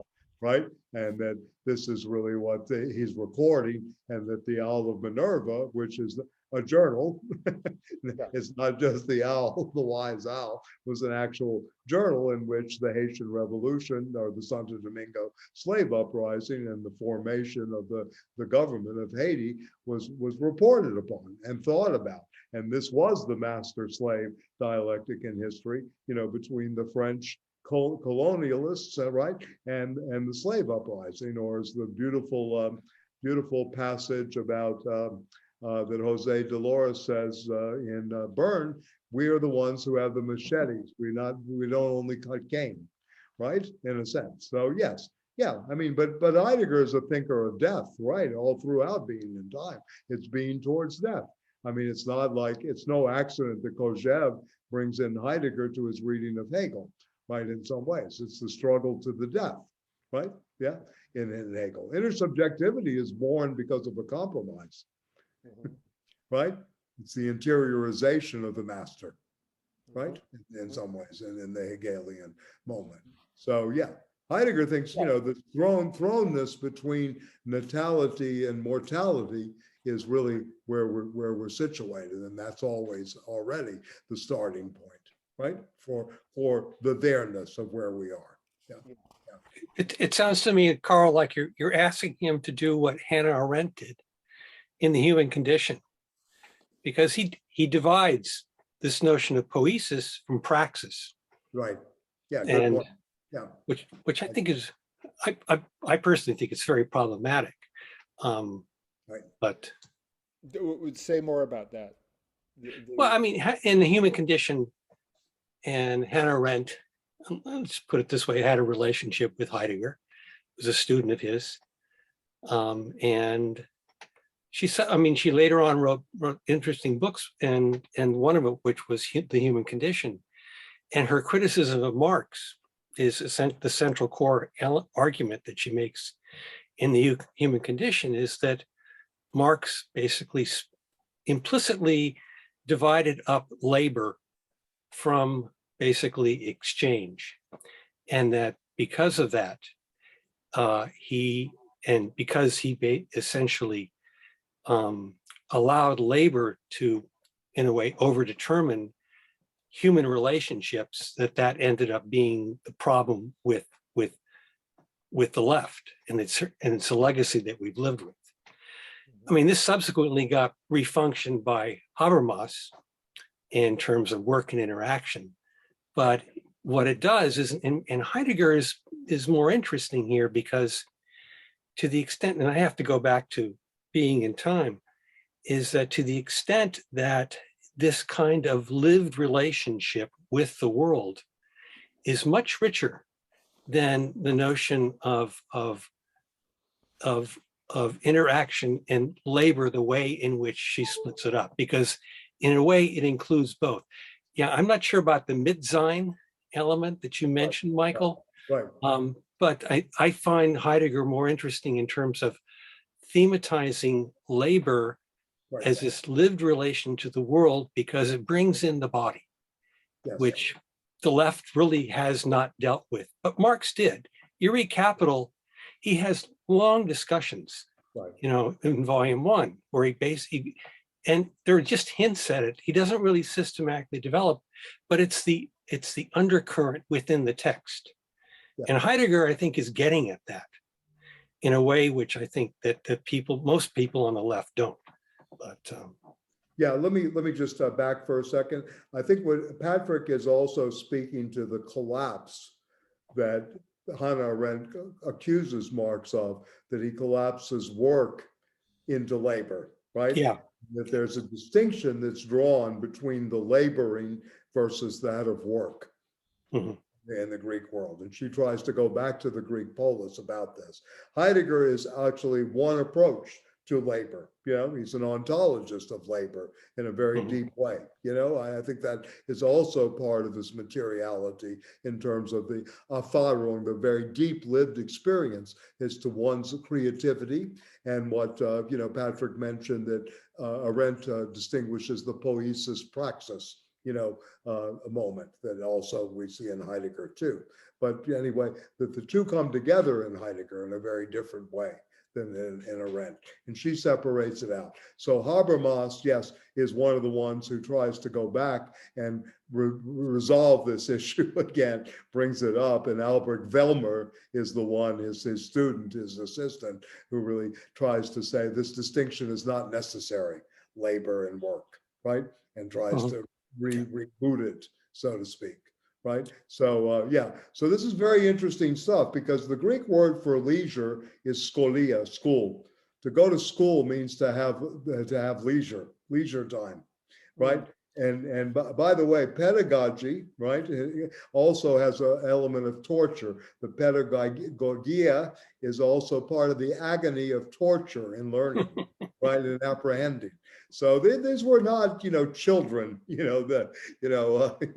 were playing around. I mean, this quote Athenian empire and this tribute that was paid by the rest of the world was, pretty amazing in terms of what it had. So This this, is prejudice is designed. another, so Yeah, what occurs, that this is interesting. So like when you talk that, see, it seems to me like that in some sense though, the active, and again, just from what I'm reading here, there's a certain, the active element, and particularly like in the later work, that's in Time and Being, those essays, it's very much about receiving, right? The world is giving forth, and we are receiving it. And it seems like he's almost returning to what I see as kind of a more receptive stance, Yeah, I'd agree with that. Yeah. hearing, Yeah. and that, but what is sort of, I mean, another way of sort of articulating it is that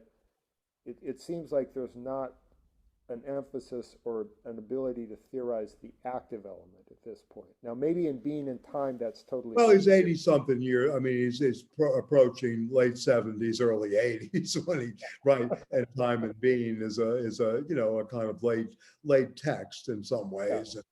He's very more interested in new paths and new language, and he's very interested in the problem of silence, right, which is taken up by a whole group of existential writers, including the great book by Max Picard. It's religious, but it's very important in terms of its descriptions of what silence is. And I think again, the real idea here in the later Heidegger, and personally, I like the arrogance and the activity of the Being in Time, but I also find the post-World War II, these essays up to question concerning technology very, very important. Remember, he's not allowed to teach from 45 to 51. This is 4 years when he's back teaching, and so he's, still has that moment, that verve, that's going forward. So yes, I mean, I agree with you. He's much more active, in the world, right? It's being in the world, actively in a sense. But his notion of the gift, right, and the given is from Husserl. The givens are the gift, the donné, the donation. He thinks of world as donation, right? And this is an interesting concept in some ways, right? The world is the given, the donation. When Derrida writes given time, the gift of death, all of these are meditations on this notion of the giving and the the donné. We're very, very important, right? And not only in the gift in Marcel Mauss's, which is a product of sociology and anthropology, because the gift then becomes part of exchange value. This again is backing up before that moment, right? In many ways. So, both chronologically and temporality. Listen, I'm sorry, again, we're doing Heidegger for some of people, I guess, somewhat in a vacuum, but, the Being in Time is very, very important, especially the footnote 80, the last section to 82 on temporality and time.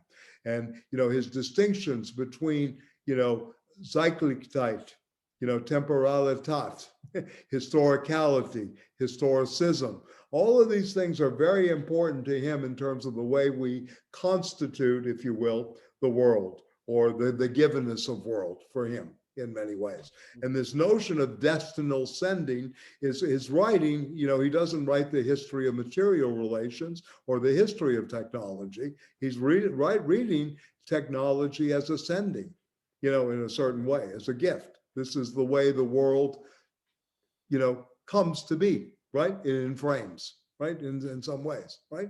So he has this working out as well. So very powerful at the same time. Yes, I'm not saying it's beyond criticism by any means, but yeah, but very powerful kind of thinking. If you really think about technology, and I'll tell you a little story about Wall Street. Back in the 80s, the people around George Soros used to say Soros has a Hegelian approach to investing, right? Whereas the Silicon Valley people, et cetera, the startups and all there were Heideggerian. So this used to be a kind of joke between political economy and philosophy back in the days of Reaganomics. The Soros, the Open Society and its enemies was very, quote, Hegelian, right? In terms of the way he captured currencies. He almost broke the Bank of England, and shorting the British pound.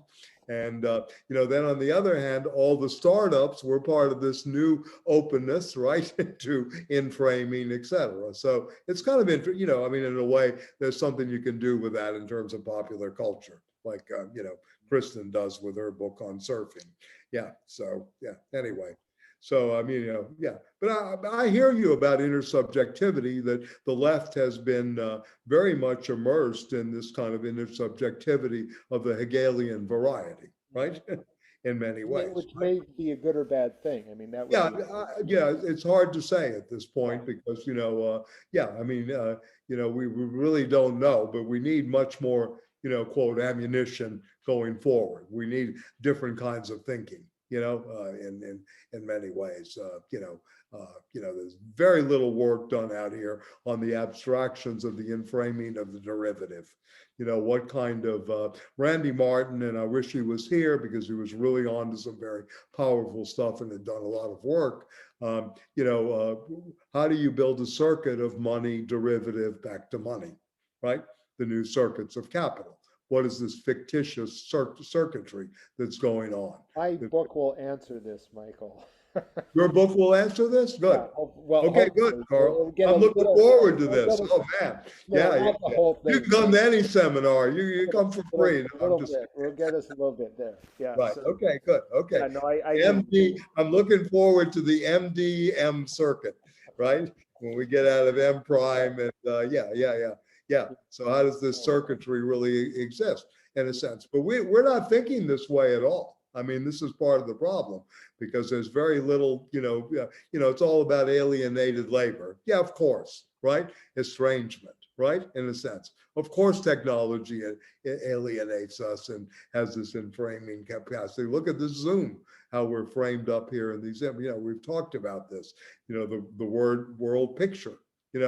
Live here, right? In so many ways, the emphasis upon, we talked about the emphasis on the story of the I. This is history of philosophy, the eidos. This is really what the history of philosophy is, the story of the I. What happens when the prisoner escapes from the cave? Talk about slave society, the prisoners change together. One escapes, what does he see? He sees the light of day, right? He sees the sunlight, right? In a sense. Very early on, it's about vision.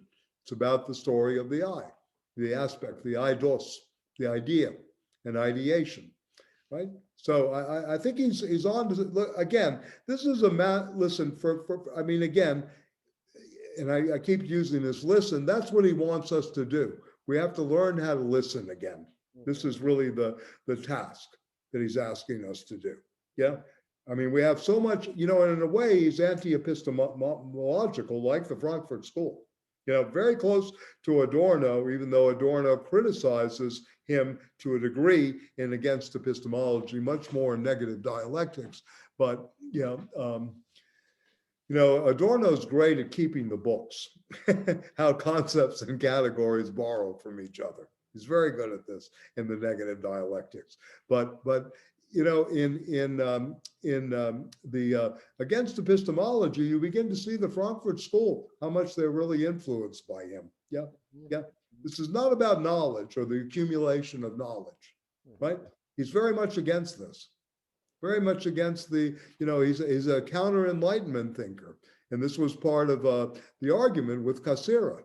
Heidegger does not recoil from going beyond, enlightenment reason and enlightenment knowledge, right? Wants to go deeper, wants to go to the abyssal plane, right? Yeah, in many ways. Yeah. So this is another thing that's happening. But anyway, I want to go back to the text, if you don't mind, unless some other remarks here. I think we have to talk about enframing even more, right?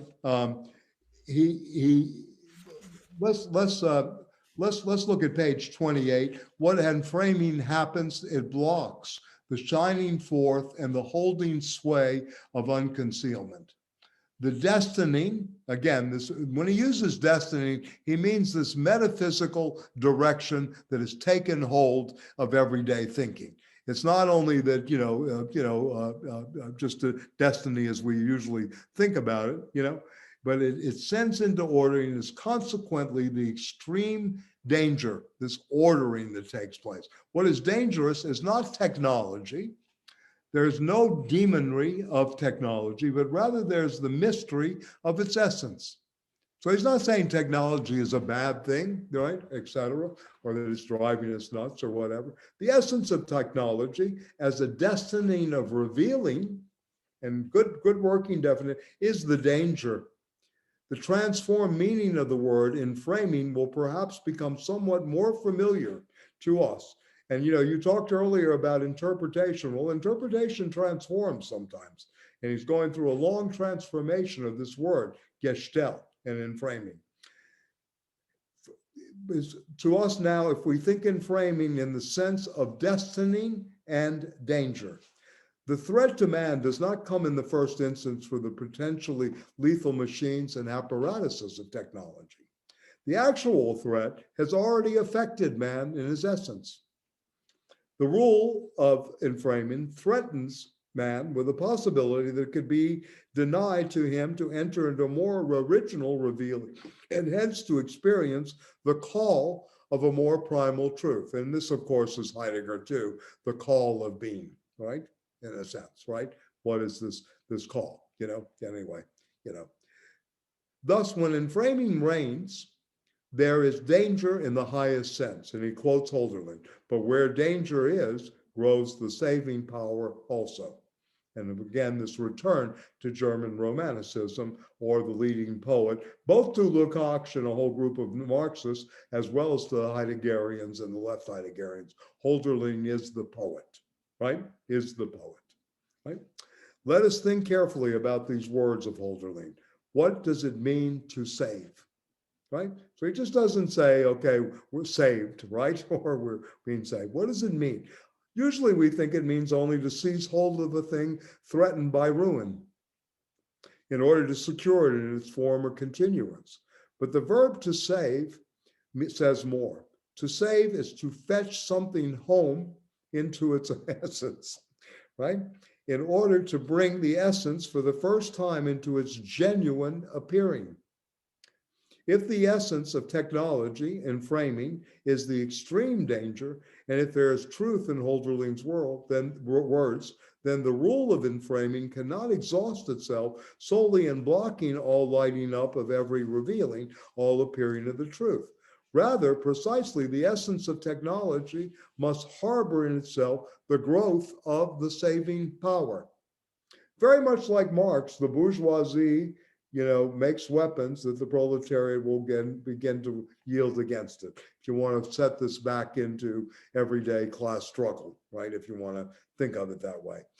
But in that case, might not an adequate look into what enframing is as a destiny to revealing, bring into appearance the saving power in its arising, right? Yeah. Okay. In what respect does the saving power grow there also where the danger is? When something grows, there it takes root. From thence it thrives, right?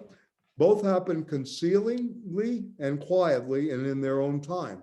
But according to the words of the poet, we have no right whatsoever to expect that where the danger is, we should be able to lay hold of the saving power immediately and without preparation, right?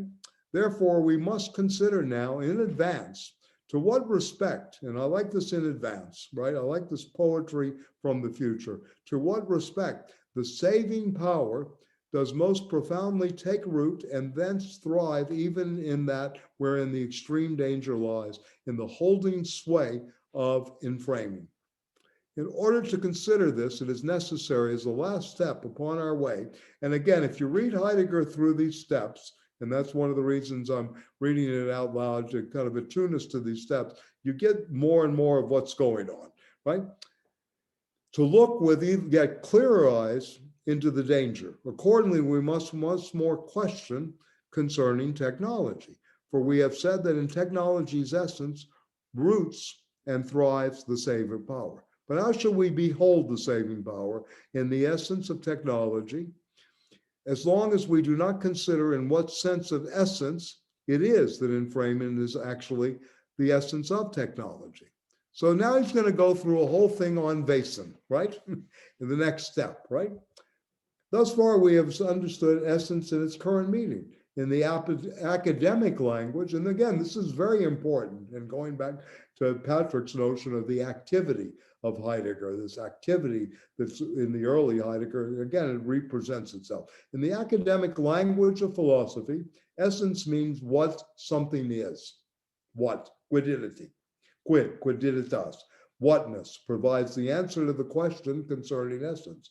For example, what pertains to all kinds of trees, the oaks, the beeches, the birches, the firs, is in the same treeness. Yeah. Under this inclusive genus, the universal, fall all real and possible trees. Is then the essence of technology enframing the common genus for everything technology? If that were the case, the steam turbine, the radio transmitter, the cyclotron would each be an enframing. But the word enframing does not here mean a tool or any kind of apparatus. He repeats this again. Still less does it mean the general concept of such resources. The machines and apparatuses are no more cases and kinds of enframing than are a man at the switchboard and the engineer in the drafting room. Each of these in his own way indeed belongs to stock part, available resource, or executor within enframing. But enframing is never the essence of technology in the sense of a genus. Enframing is a way of revealing having the character of destiny, namely the way that challenges forth, the revealing that brings forth the poiesis, and this is his definition, one definition of poiesis, that brings forth, is also a way that has the character of destiny. But these ways are not kinds that, arrayed beside one another, fall under the concept of revealing. Revealing or unconcealing is that destiny which, ever suddenly and inexplicably to all thinking, apportions itself into the revealing that brings forth and that also challenge and which allots itself to man. The challenging revealing has at its origin as a destiny in bringing forth, but at the same time, enframing in a way, is in a way characteristic of the destiny blocks poiesis. Thus enframing as a destiny of revealing is indeed the essence of technology, but never in the sense of genus as a universal or an essentia. If we pay heed to this, and again, to pay attention and to give it its due, right? Something astonishing strikes us. It is technology itself that makes the demand on us to think in another way, which is usually understood by essence. But in what way? So this is part of the thinking otherwise that I've referred to. If we speak of the essence of a house, essence of a state, we do not mean a generic type. We rather mean the ways in which the house and the state hold sway, administer themselves, develop and decay, the way in which they essence, right, as a verb. And he uses Hebel in a poem, Ghost on Condor Street, and he had to mention the great Goethe, had a special fondness, uses the old word, die Wässerei. It means the city hall, in as much as the life of the community gathers and village existence is constantly in play, i.e. comes to present, right? So this interplay that happens always. It is from the verb wesen that the noun is derived. Wesen understood as a verb is the same as waren, waren, to last or to endure, not only in terms of meaning, but also in terms of the phonetic formation of the word. Socrates and Plato already think the essence of something as what essences, what comes to presence in the sense of what endures. But they think what endures as what remains permanently. And they find what endures permanently in what, as what remains, tenaciously persists throughout all that happens. That which remains, they discovered in turn, is the aspect. For example, the idea house. This is a very important passage, again, in terms of how he's overturning commonplace modes of philosophizing. The idea house displays what anything is that is fashioned as a house. Particular, real, and possible houses, in contrast, are changing and transitory derivatives of the idea and thus belong to that which does not endure. But it can never in any way be established that enduring is based solely on what Plato thinks as idea and Aristotle thinks as to, ti, an, inai, that which any particular thing has always been, or what metaphysics in its most varied interpretations thinks as essentia, right? All essencing endures, but it is enduring only permanent enduring. Does the essence in technology endure in the sense of the permanent enduring of an idea that hovers over everything technological, thus making it seem by technology we mean some mythological abstraction? The way in which technology essence lets itself be seen only from out of that permanent enduring is which enframing comes to pass as a destiny of revealing. Goethe once uses the mysterious word for gewaren, to grant permanently, in place of for waren, to endure permanently. He hears wuren, to endure, and gewaren, waren, to grant, here in one unarticulated accord. And if we now ponder more carefully than we did before what is actually endures and perhaps alone endures, we may venture to say, and this is Heidegger at his material etymological best, only what is granted endures. That which endures primarily out of the earliest beginning is what grants. So he plays on this very, very accurately. As the essence of technology, enframing is what endures, how we are enframed. And again, does enframing hold sway at all in the sense of granting? No doubt, the question seems a horrendous blunder. For according to everything that has been said, enframing is rather a destiny that gathers together in the revealing that challenges forth. Challenging is anything but a granting, right? So it seems, so long as we do not notice that the challenging forth into the ordering of the real as standing reserve still remains a destiny that starts man upon a way of revealing. As this destiny, the coming to presence of technology, gives man entry into that which of himself he can neither invent nor in any way make. For there is no such thing as a man who solely of himself is only man. But at this destiny is the extreme danger in framing, not only for man's coming to presence, but for all revealing as such. Should this destiny also be still called a granting? Yes, most emphatically. And this is going back to the gifting, Carl.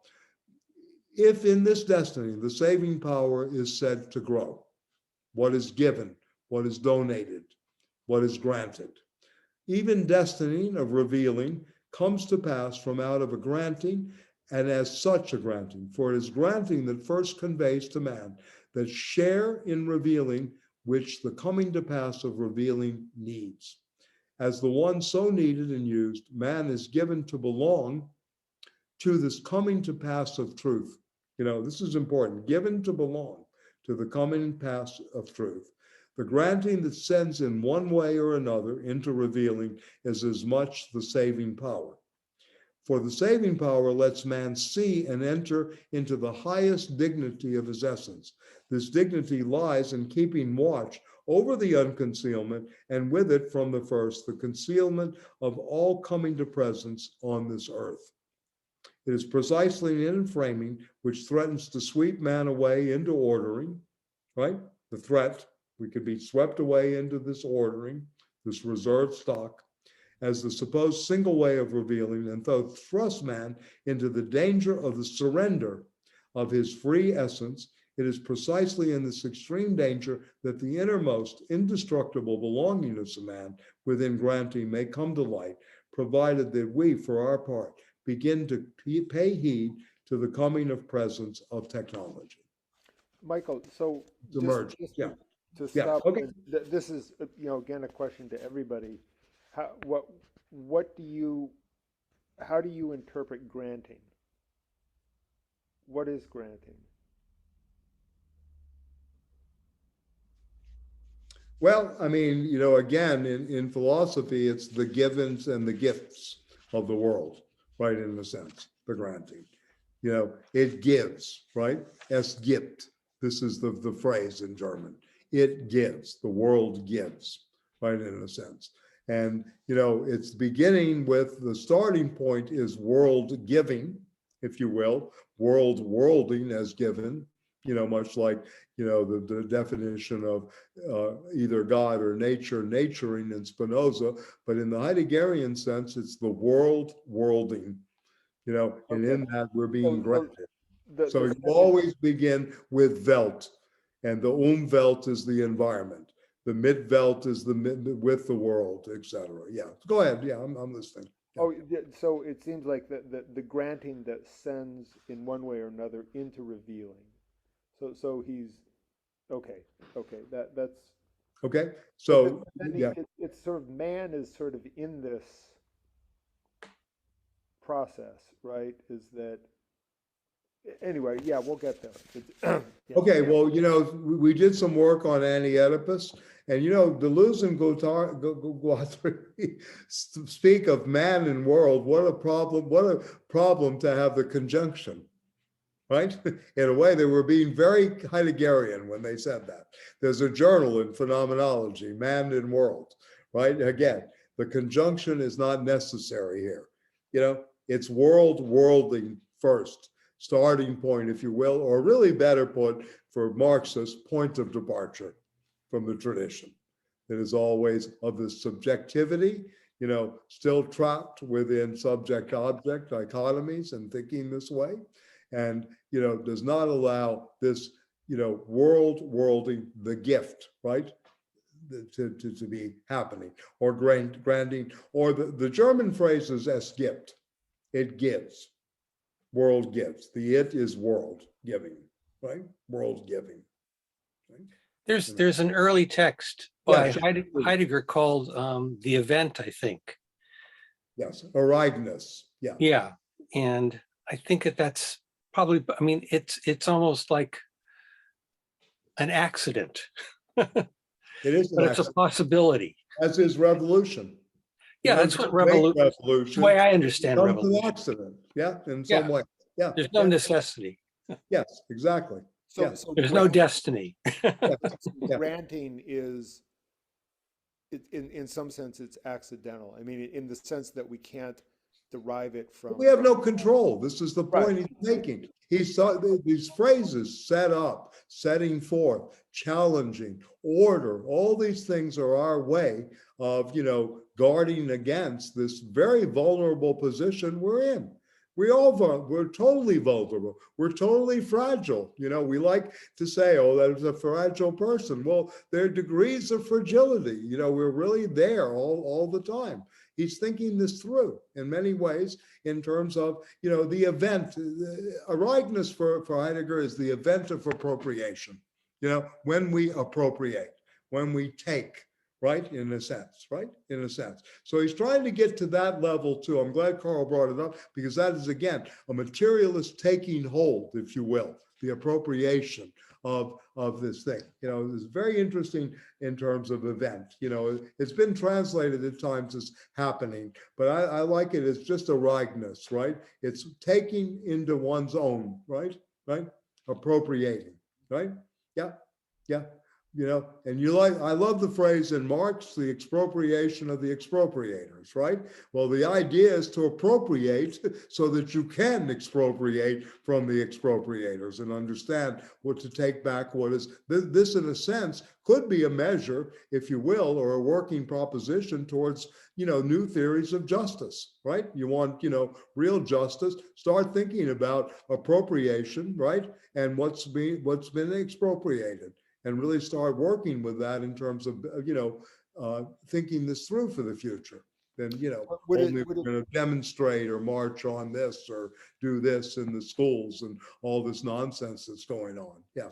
Would it be fair to say, and this is kind of going back to what you were saying, Patrick, about the accident, and it makes me think of Nietzsche and sort of, some of his conception of, getting away from this kind of determined evolutionary development, and that, he has this famous, like, the history of philosophy is a history of more or less useful accidents, something like that, that as opposed to sort of like this Hegelian, and is that kind of, do you think that what you're talking about, that aspect in Heidegger, he's drawn on Nietzsche, or does he get to it in a different way?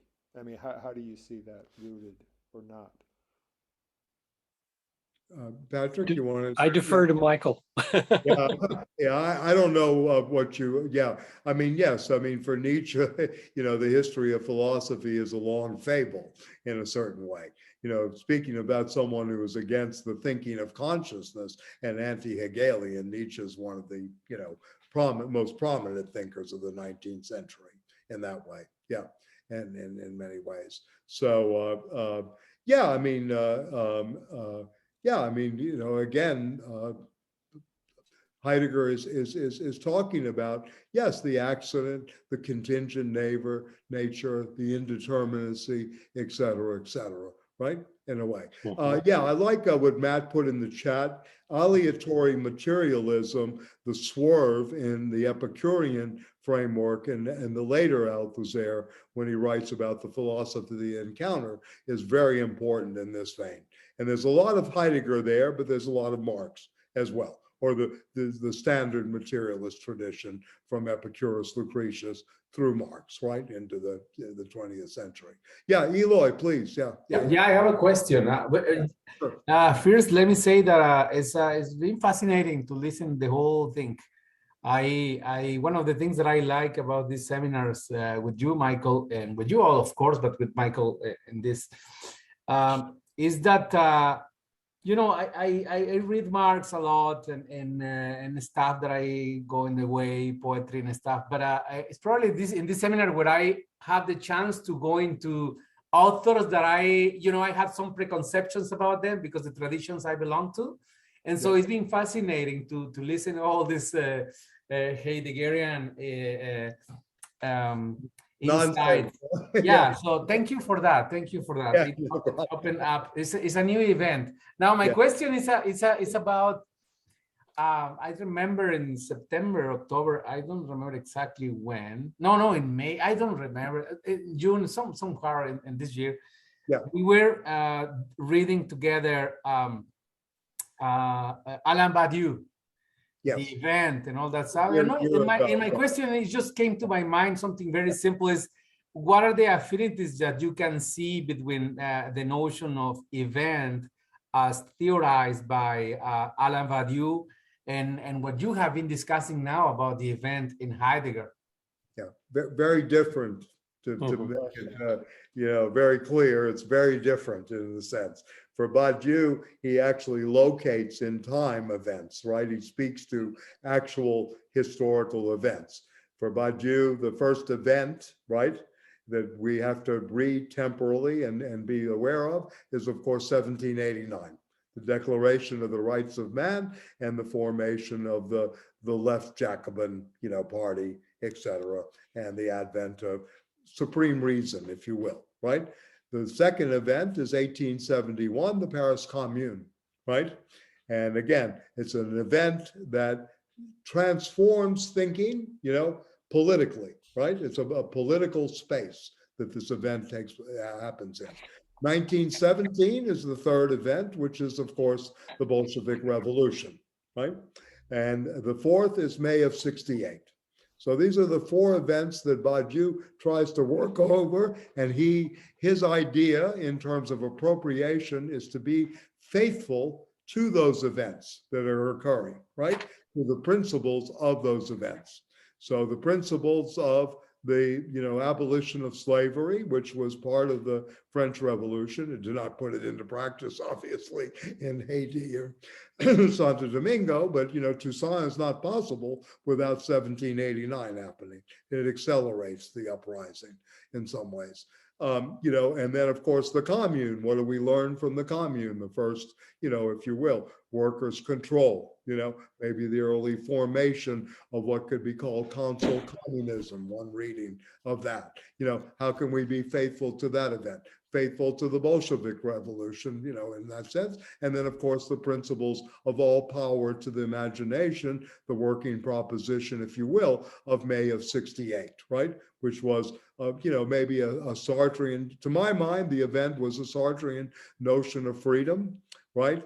Certainly a power to the surrealist and Dadaist imagination. All of these things are working concurrently during May of 68, as well as an uprising against the government at that time, which was, I think, representative of Americanism. The Americanization of the world seemed to be one of the antagonisms there, in a sense. So for Heidegger, it's the event of appropriation in terms of a larger picture, if you will, or a more, if you will, a lack of a better term, metaphysical picture. It's where being is sending into a new event of appropriation. So for Heidegger, those events of appropriation, the event, the Ereignis, can also be the event of appropriation is the transformation of thinking about one and the many from the Greek world to the emphasis upon natura, in the Latinate, to nature.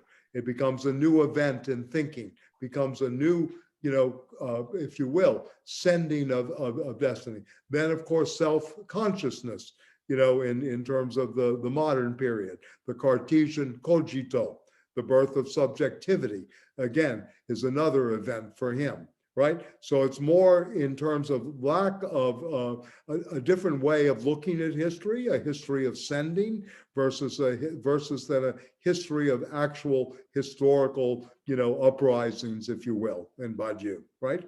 In a sense. I don't know if that helps, but yeah. And then of course, Heidegger now, to me, the event here is, to go back to what Patrick was saying, this Ereignis is our ability to actually find, if you will, or encounter the saving power. How do we get to that, right? Because he knows we're on the cusp of something very different, right? That we're no longer primarily in the epoch of self-consciousness, subjectivity, right? Anymore, right? It's a very different moment. So he is a kind of thinker of the technological term, right? As well as, if you will, the linguistic term, right? In many ways. But you raise a really complicated, I can go further into this. I don't know if I have, time tonight to really go further, but I think it's a very good question because Badiou does use event actively, right? He uses being an event is Badiou's first attempt at ontology, being as event, right? But being as event is political appropriation, the taking of power, right? In many ways, right? Yeah. And he goes through the history of philosophy this way, what's appropriated by each of the philosophers. I don't know if you've read Being in an Event, but the second one is Logics of Worlds, and then the third is the book on truth, right? Badiou has these ontologies that he's written. Being as event came out in the 1980s. It was taught at the Sorbonne. Yeah, a good friend of mine was present at those lectures, by the way, and used to rave about being an event, which was not translated until later. Yeah. So we'll go back to this. This is a very good point. The concept of event, because we use this lightly too, and Heidegger is going to use it differently. Yeah. And And Thank you very much. Pointed to this early on. It is, yeah. I will follow up on that. Yeah. What's that? I'm sorry. I will follow up on that. I am interested okay, on that. okay. I hope that helped though, because very they're much into the same thing. Yeah. Very much. Very impressive. Thank you. Okay. And it's a very different level, right? That is happening. Yeah. But Badiou is very, very smart. I mean, to put it mildly. Yeah. I mean, we're going to read Stiegler. We're not going to read Badiou, but Badiou, in a way, is the counter Heidegger in some ways, because it is not a poetic ontology at the base of this. It's a mathematical ontology. My understanding is that a big part of his project was to try to recoup mathematics, from its being imprisoned within logics of capital. That he wants to sort of release. Well, yeah, sure. This book, it's a totally different discussion. Well, so did Husserl started out as a mathematician. Yeah. The phenomenological movement in the 19th century was really based on, in many ways, on an encounter with the origin of arithmetic. This was his first concept of number, Husserl, which Badiou redoes, right? In the 1960s, concept of number has been translated. Althusser says we need someone to do mathematics. So Badiou was the chosen person. He was assigned that moment, right? In a certain way, being a follower. But Badiou is an interesting synthesis, if you will, of three major figures: Sartre, Lacan, and Althusser, right? It's a very interesting mixture. Structural Marxism, existential Marxism, and of course, the return to Freud by Lacan, right? In many ways. So he's very, very, he's very creative and et cetera. But we didn't read Badiou's philosophy as such. We mentioned a lot of it, but we read The Republic, his retranslation of the political book, the Politia. Yeah. And I think I mentioned that Bratsis and I had a discussion with him quickly about how to retranslate Politia as the many come together, or the political community. The Republic set up all kinds of misconceptions about this, right? And he kind of liked that. So anyway, he used to come to New York often, not as much. He's up there now. I think he's at least 85. He's the old man of that generation. The Balibar still living, Macharet still living, Roncière, and Badiou of the four major ones. And Roger Esteblé, the other member of the Reading Capital, I don't know what happened to him, if he's still alive or not. But, he wrote on the community of animals, and in Hegel, the community of animals is the intellectual, which is funny. He does this in the Reading Capital group. He reads the community of animals. So yeah, but very good question. And Badiou actually, as Carl was saying, I don't think it's so much a recouping. I think he in a sense tries to look at these phenomenological moments of the discovery of certain kind of mathematics. Set theory is one thing that he's always engaging in. Axiomatics. And this is a different tradition in France. This is the tradition of Jean Cavalet, Robert Blanche. Cavalet is a forgotten figure, hardly ever talked about, but a real master. He died, the Nazis killed him. He was known as the unknown soldier number 5. Major thinker, very influential on Canquillon and Foucault, very much so. Cavalet set up the logic of mathematics, right?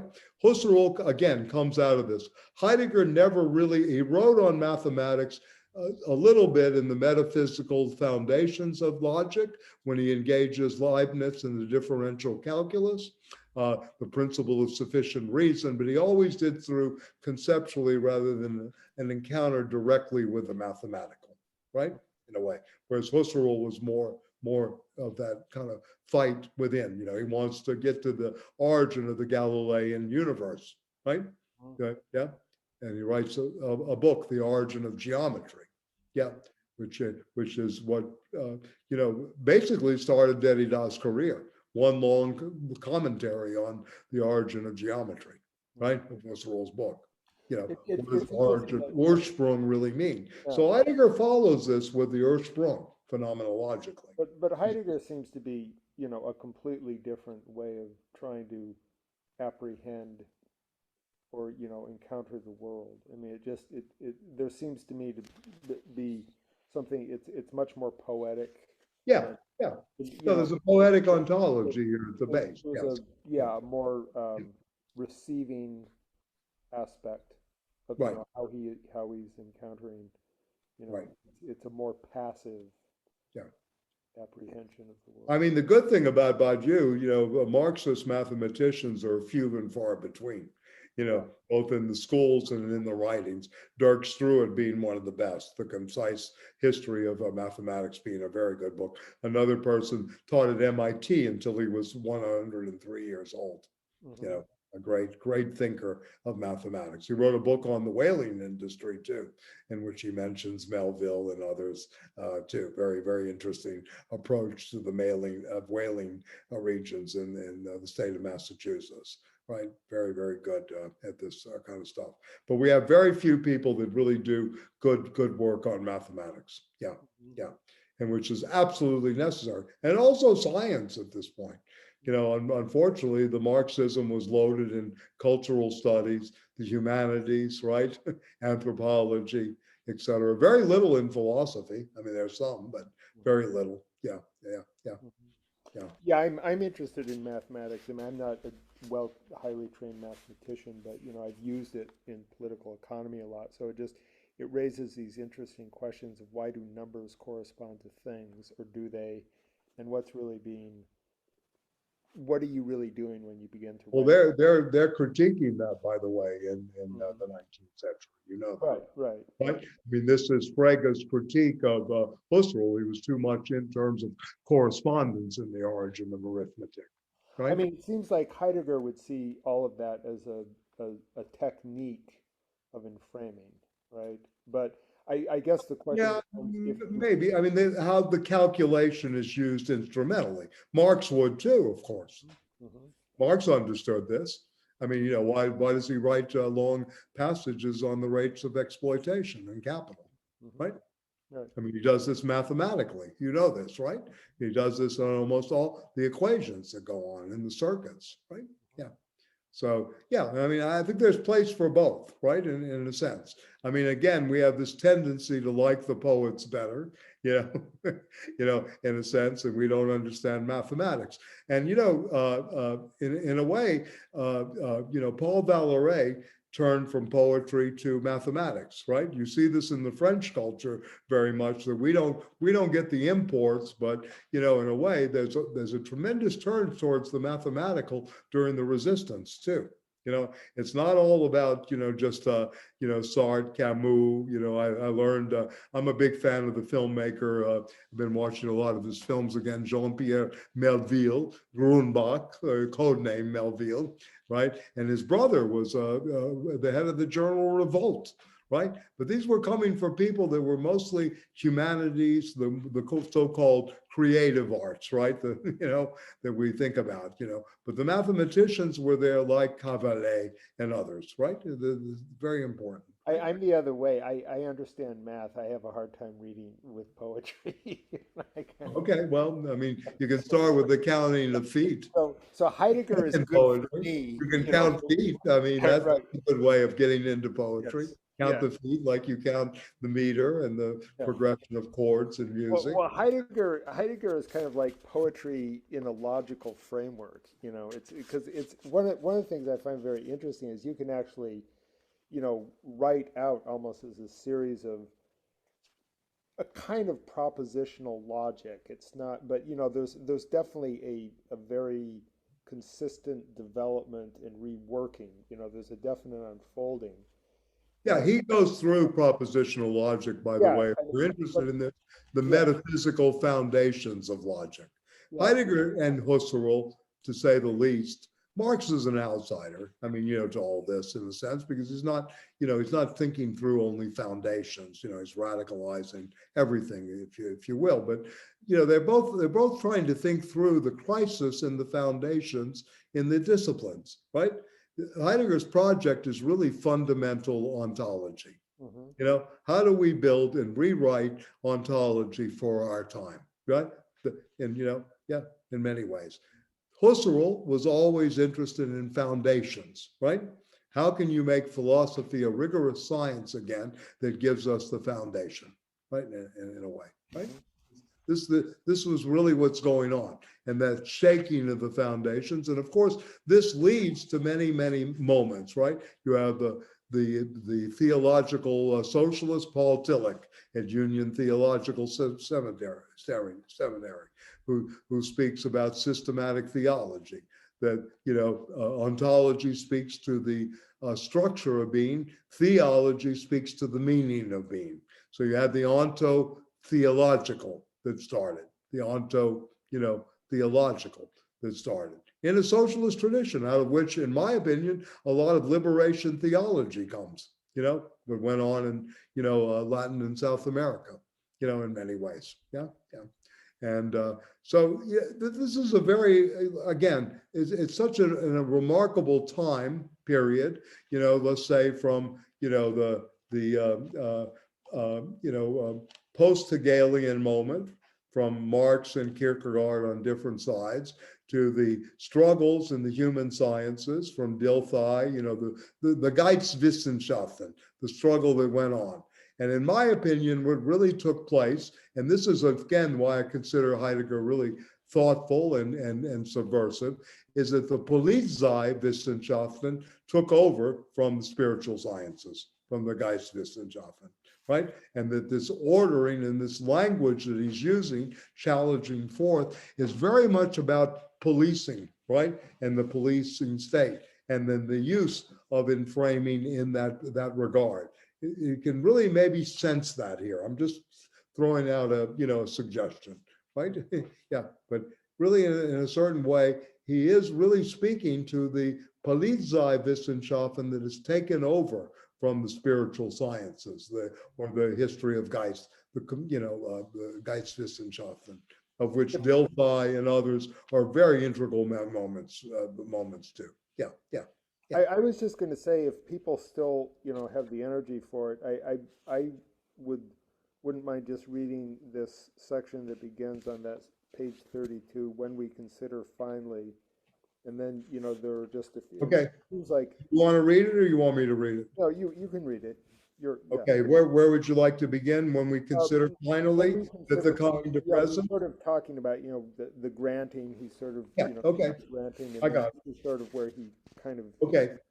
Let me do that then. Okay, so this is the bottom of page 32. When, however, we ask how the instrumental comes to presence as a kind of causality, and remember, there were long passages on causality in the beginning, the Aristotelian causes, etc., that he reworks, right? That we experience this coming to presence as the destiny of a revealing.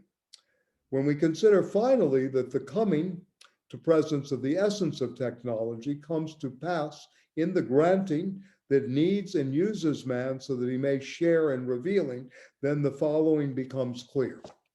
The essence of technology is, in a lofty sense, and this is going back to what Patrick said, ambiguous.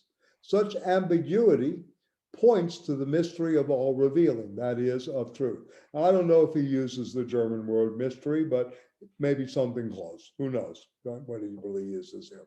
On the one hand, enframing challenges forth into the frenziedness, and remember, he talks about busyness in the Age of the World picture. He talks about busyness and everydayness in being in time, of ordering that blocks every view. We're blind, we're blocked, right?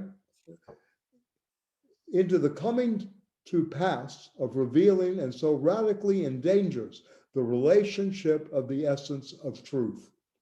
On the other hand, enframing comes to pass, part of the ambiguity, to pass for its part in the granting that lets man endure, as yet unexperienced, but perhaps more experienced in the future. This is a very interesting concept. Again, I want to keep with this poetry from the future, not of the future, from the future that may come to us, right?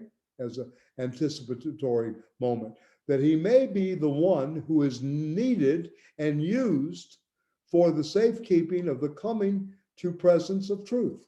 Thus does the arising of the saving power appear. And this is, again, Carl, I'm glad you mentioned the crucial paragraph here, this little short paragraph. The irresistibility of ordering and the restraint of the saving power draw past each other like the paths of two stars in the course of the heavens. But precisely this, their passing by, is the hidden side of their nearness. You know, if you want to stay in a relationship, this is a good way of doing it. We're much closer than you think, right?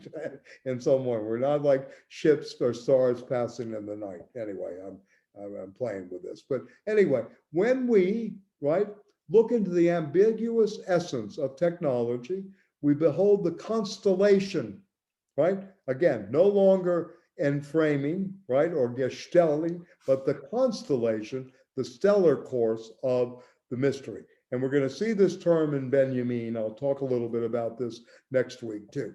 All right. The question concerning technology is the question concerning the constellation.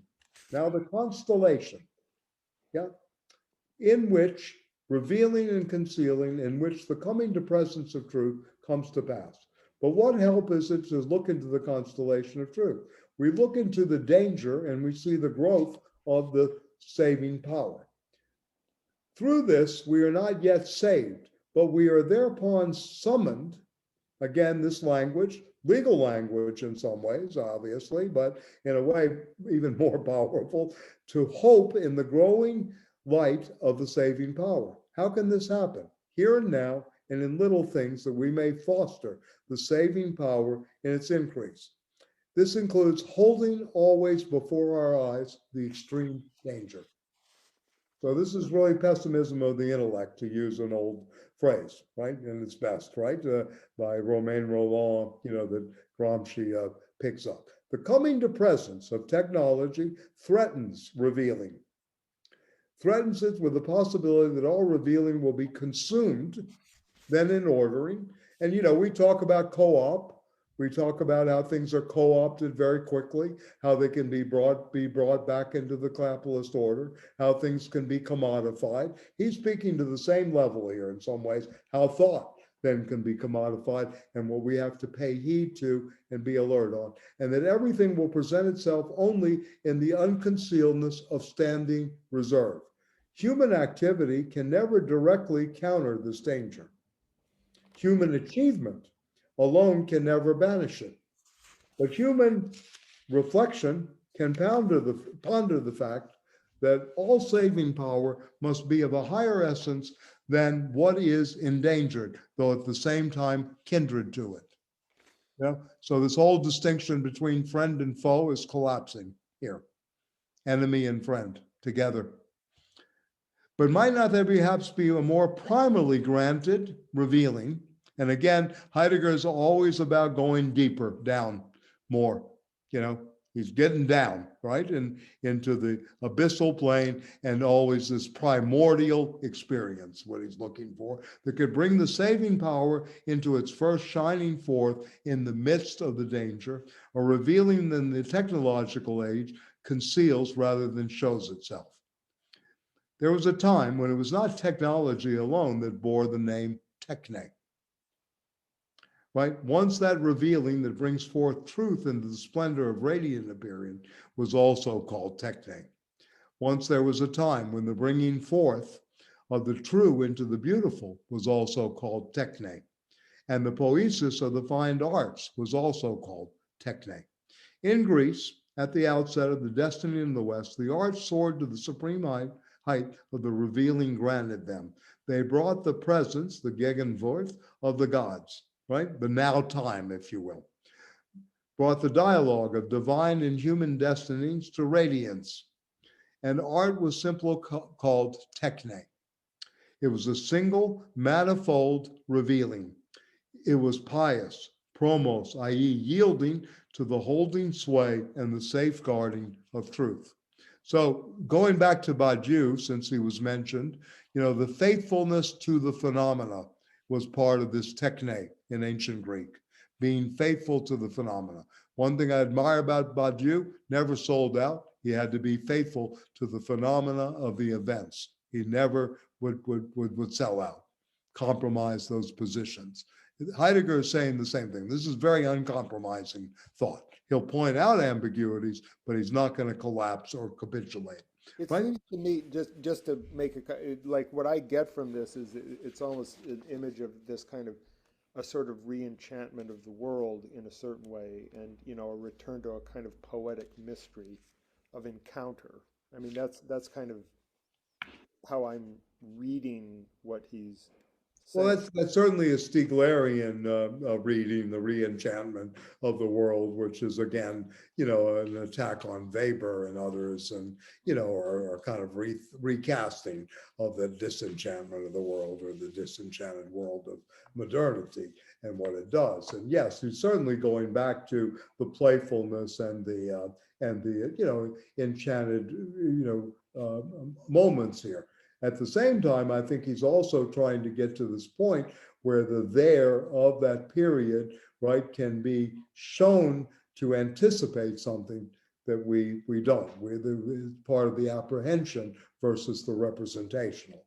Yeah, this ordering that scares him. What scares him deeply, I think, is this representational thinking. Right? It's everywhere. That's all we get. Yeah, it's all we're getting. Yeah, constantly. Yeah, and this to him really, really disturbs him deeply, very deeply in many ways. And it's always been a problem in Marxism too. What are you going to reproduce after the revolution? What is being represented? In a sense, what comes out of culture?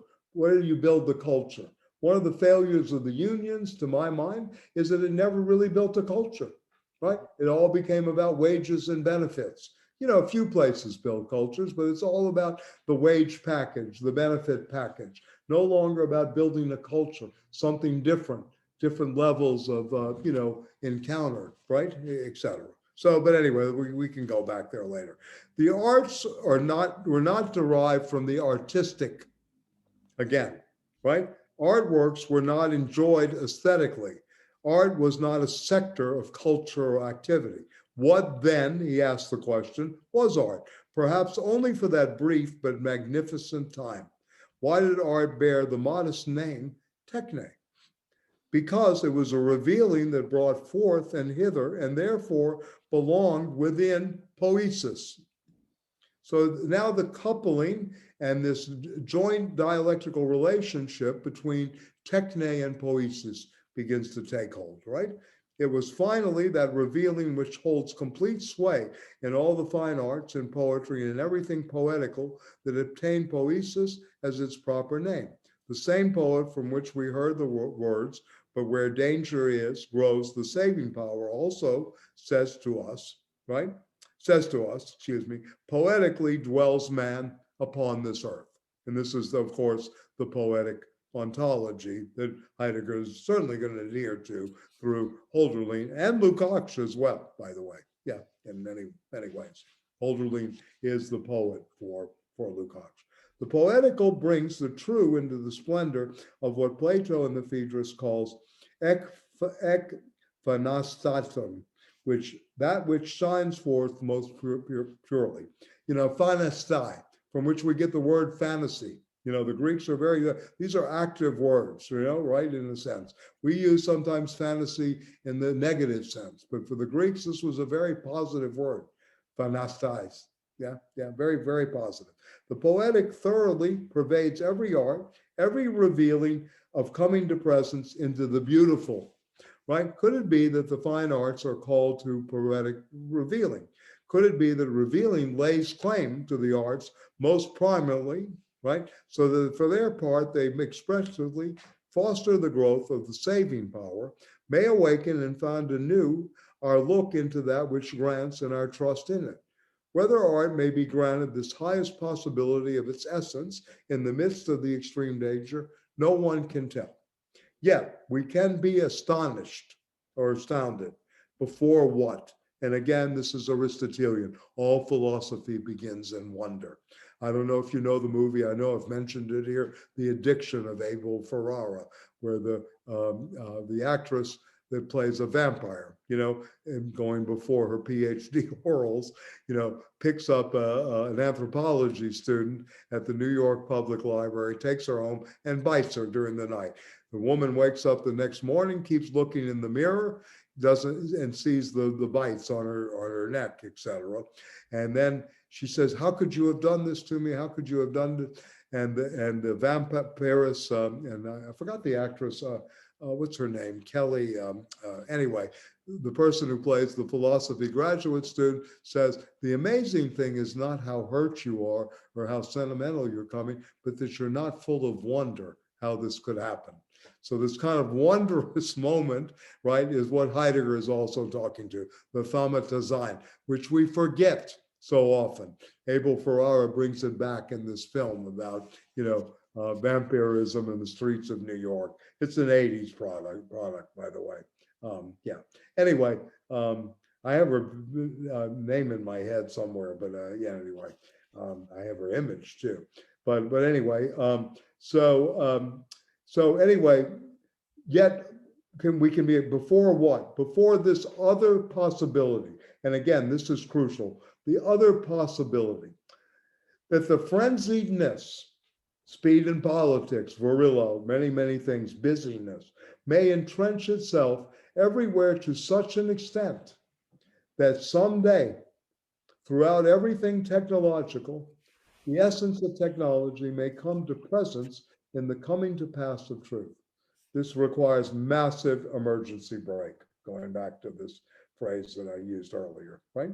Because the essence of technology is nothing technological, essential reflection, and remember he began with the Bestimmung and reflection in the age of the world picture, upon technology and decisive confrontation with it must happen in a realm that is on the one hand akin to the essence of technology and on the other fundamentally different from it, right? This is the beauty of the Heideggerian path, right?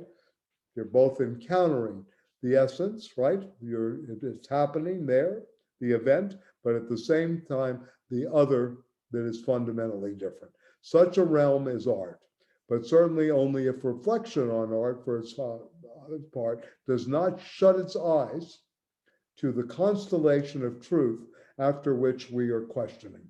Thus questioning, we bear witness to the crisis that in our sheer preoccupation with technology, we do not yet experience, we have not yet had the erfahrung, maybe a little bit of the erlebnis on the surface, but not the erfahrung, the deeper experience, that in our sheer aesthetics mindedness, we no longer guard and preserve the coming to the presence of art, to presence of art. Yet the more questioningly we ponder, right, the essence of technology, the more mysterious the essence of art becomes.